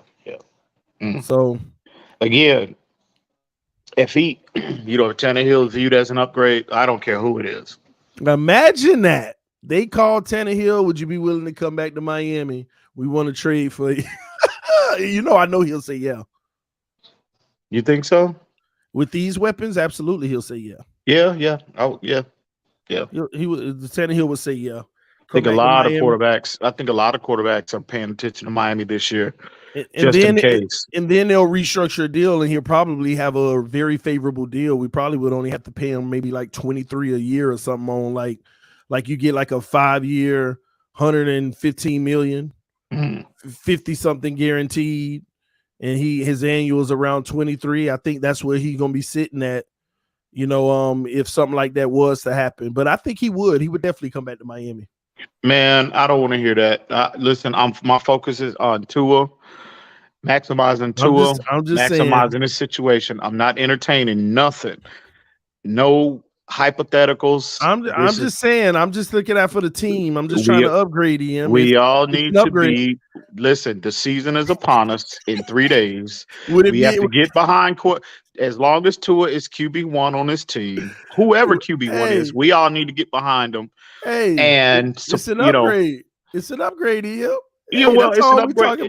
It's an upgrade as we're sitting here talking today. But come Sunday, Tua might show us something totally different. There's still a chance, TD.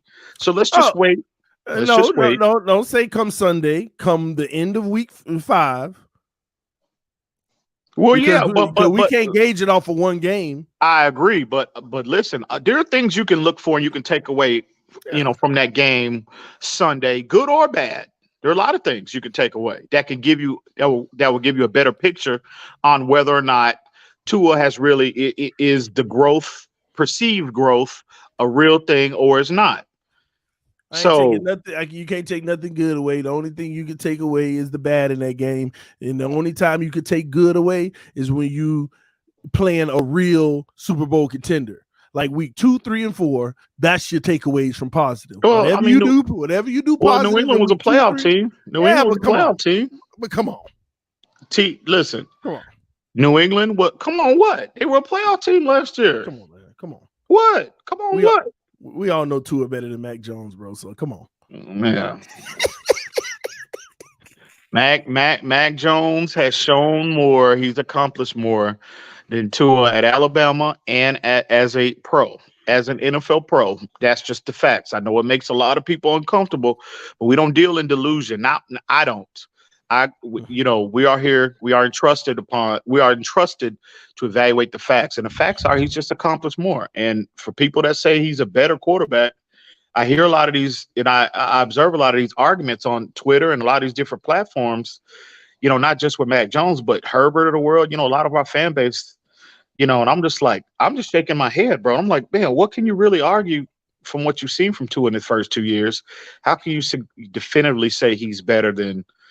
Or even, I mean, I just don't understand it. I don't get the Mac Jones hate, bro. But it is what it is. But no, Mac Jones has accomplished more than Tua. Talking about Tua, that's just a fact. Yeah, we just gotta hope Tua starts to really, elevate himself and start to add, to his resume starting this year, and hopefully he can catch these guys and elevate himself past, especially Mac Jones, but. Hopefully he can elevate himself into that, and we can start having legitimate conversations about who's better, Tua or Burrow, Tua or Herbert, Tua or Mac Jones, Tua or whoever. You know what I mean? But as of right now, no, you can't make that. You can't sit here and, from a football perspective, definitively make that. Have an argument with anybody with these other, with these other fan bases that have quarterbacks that are established. You just can't do that right now. I agree. Well, you're right, man. The one thing I will say, you're dead on. Hey, Sunday is going to be here in like 3 days. Friday, Saturday, Sunday. It's about to go down. He better light the Patriots up. I don't want no pedestrian game. I don't want no solid game management game. I need 280, 260 to 280, really 280. I need a minimum of 2 touchdowns, no ifs, ands, or buts. I agree, TD. And no turnover, no picks. I just don't. I don't. I don't see lighting. I don't see lighting them up. I don't think that's going to happen Sunday. I mean, hopefully I'm wrong and he comes out and throws 4 touchdowns. But I think we're going to see a more efficient game from Tua. Hopefully, it's relatively clean from a turnover standpoint. And if we get efficiency, um, you know, and I guess what is efficiency? How do you equate that? I Man, mean, how do you quantify that? What? Man, efficiency is 180 yards, 190 No, not yards. for me. It's not. No, not with this team. No, efficiency with this team is about 230, 2 touchdowns, high completion percentage. Relatively clean game from a turnover standpoint and turnover worthy plays, not just turnovers, but turnover worthy plays. To me, that's acceptable for me. I'll only Sunday. accept that. I'll only accept that if we running the ball well. Yeah. If we're not running the ball well, I need every bit of 260 plus. 2 touchdowns, no picks. You ain't no reason to throw a pick in this game with these corners the way they are. No, we need to come out of the gate. We need to come out the gate firing, bro. I want to see them, for the first play, the first play from scrimmage from I want to see him. I want to see him open it up. I want to see him take a deep shot, kind of like what they did in that against they safeties, huh? Yeah. I do. Okay. I want to see that. I want to see that. I want to see that deep shot. I do you one better. Like they did against Philly, bro. I bet Belichick will come out and open it up for you. This is the same formation versus Philly. Let's do it. I bet you Belichick do it too. He gonna give you a look that say it's there if you want it. Come on. I can guarantee it, man. That'll be nice though. And you convert and you lead them. That'll be nice. Yeah. That'll be nice. I want to see Tua come out Sunday that from the opening play and say "F you" to all of my haters and detractors that say I can't throw deep, I can't process all 3 levels, and I want to see that. I want to see him put his sack on the table and say, "There you go." So pardon my language, TD, but their first play gonna be a handoff, bro. I hear you. They gonna hand that ball off. Oh, so what? I know what you said. You hope what you want to see from Tua, but what do you think is actually going to happen from a statistical standpoint with Tua? Tua on Sunday? Yeah. I'm gonna be honest with you. I can't give you a fair answer because I could see both worlds. I could see Belichick taking the approach of bend but don't break, just trying to extend the game and be in it in the fourth quarter, and Tua just literally ripping them apart with the 7-yarder, the 9-yarder, the 7, the 14, 6. I could see that type of game where it looks good for him and we're solid, but we're a tight game the whole time. That's kind of the best case scenario. I don't see like this 40-yarder here, 30-yarder there, 60, and maybe 40 and 30s, but that's from run after the catch, not from him. You know what I mean? Mm-hmm. I don't see that type of big game this Sunday. I see at best really good game manager. 250, 2 touchdowns, no picks. And you first down at the first down and just sticking it to them, getting everything you want, like 75% completion. You see what I mean? Mm-hmm. That's at the best. That's what I see. At the worst, bro, I really could see a Tennessee situation. Damn, Tennessee, bro, really? Because Belichick also has the ability to scheme it up. Like when you look at when the Patriots play Kansas City, bro, he doubled Tyreek all game, and he put his best corner on the second receiver. Yeah, and he basically makes Tua waste his first progression because you can't tell me Waddle or Tyreek probably ain't gonna be his first progression anyway. Yeah, for sure. So that alone with the pass rush, which they got a front, am I wrong? Yeah, you're right. They're gonna make that third read very tough, and it's gonna be a lot of max protect, and it ain't gonna be much to look at after that because you're going to be doing a lot of max protect. You're going to be having 2-man routes, 3 at the best, and that third guy veering out of the backfield or something. So this system also placates into what Belichick would like to do.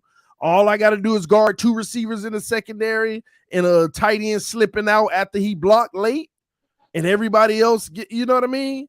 Yeah. I could see a Tennessee situation, but that's where they're going to have to be able to run the ball. And New England, they don't need New England don't need to use the running backs to stop the run. Am I wrong? Yeah, their line. Everybody need to run the linebackers, but that D line gonna make a lot of run stops on their own.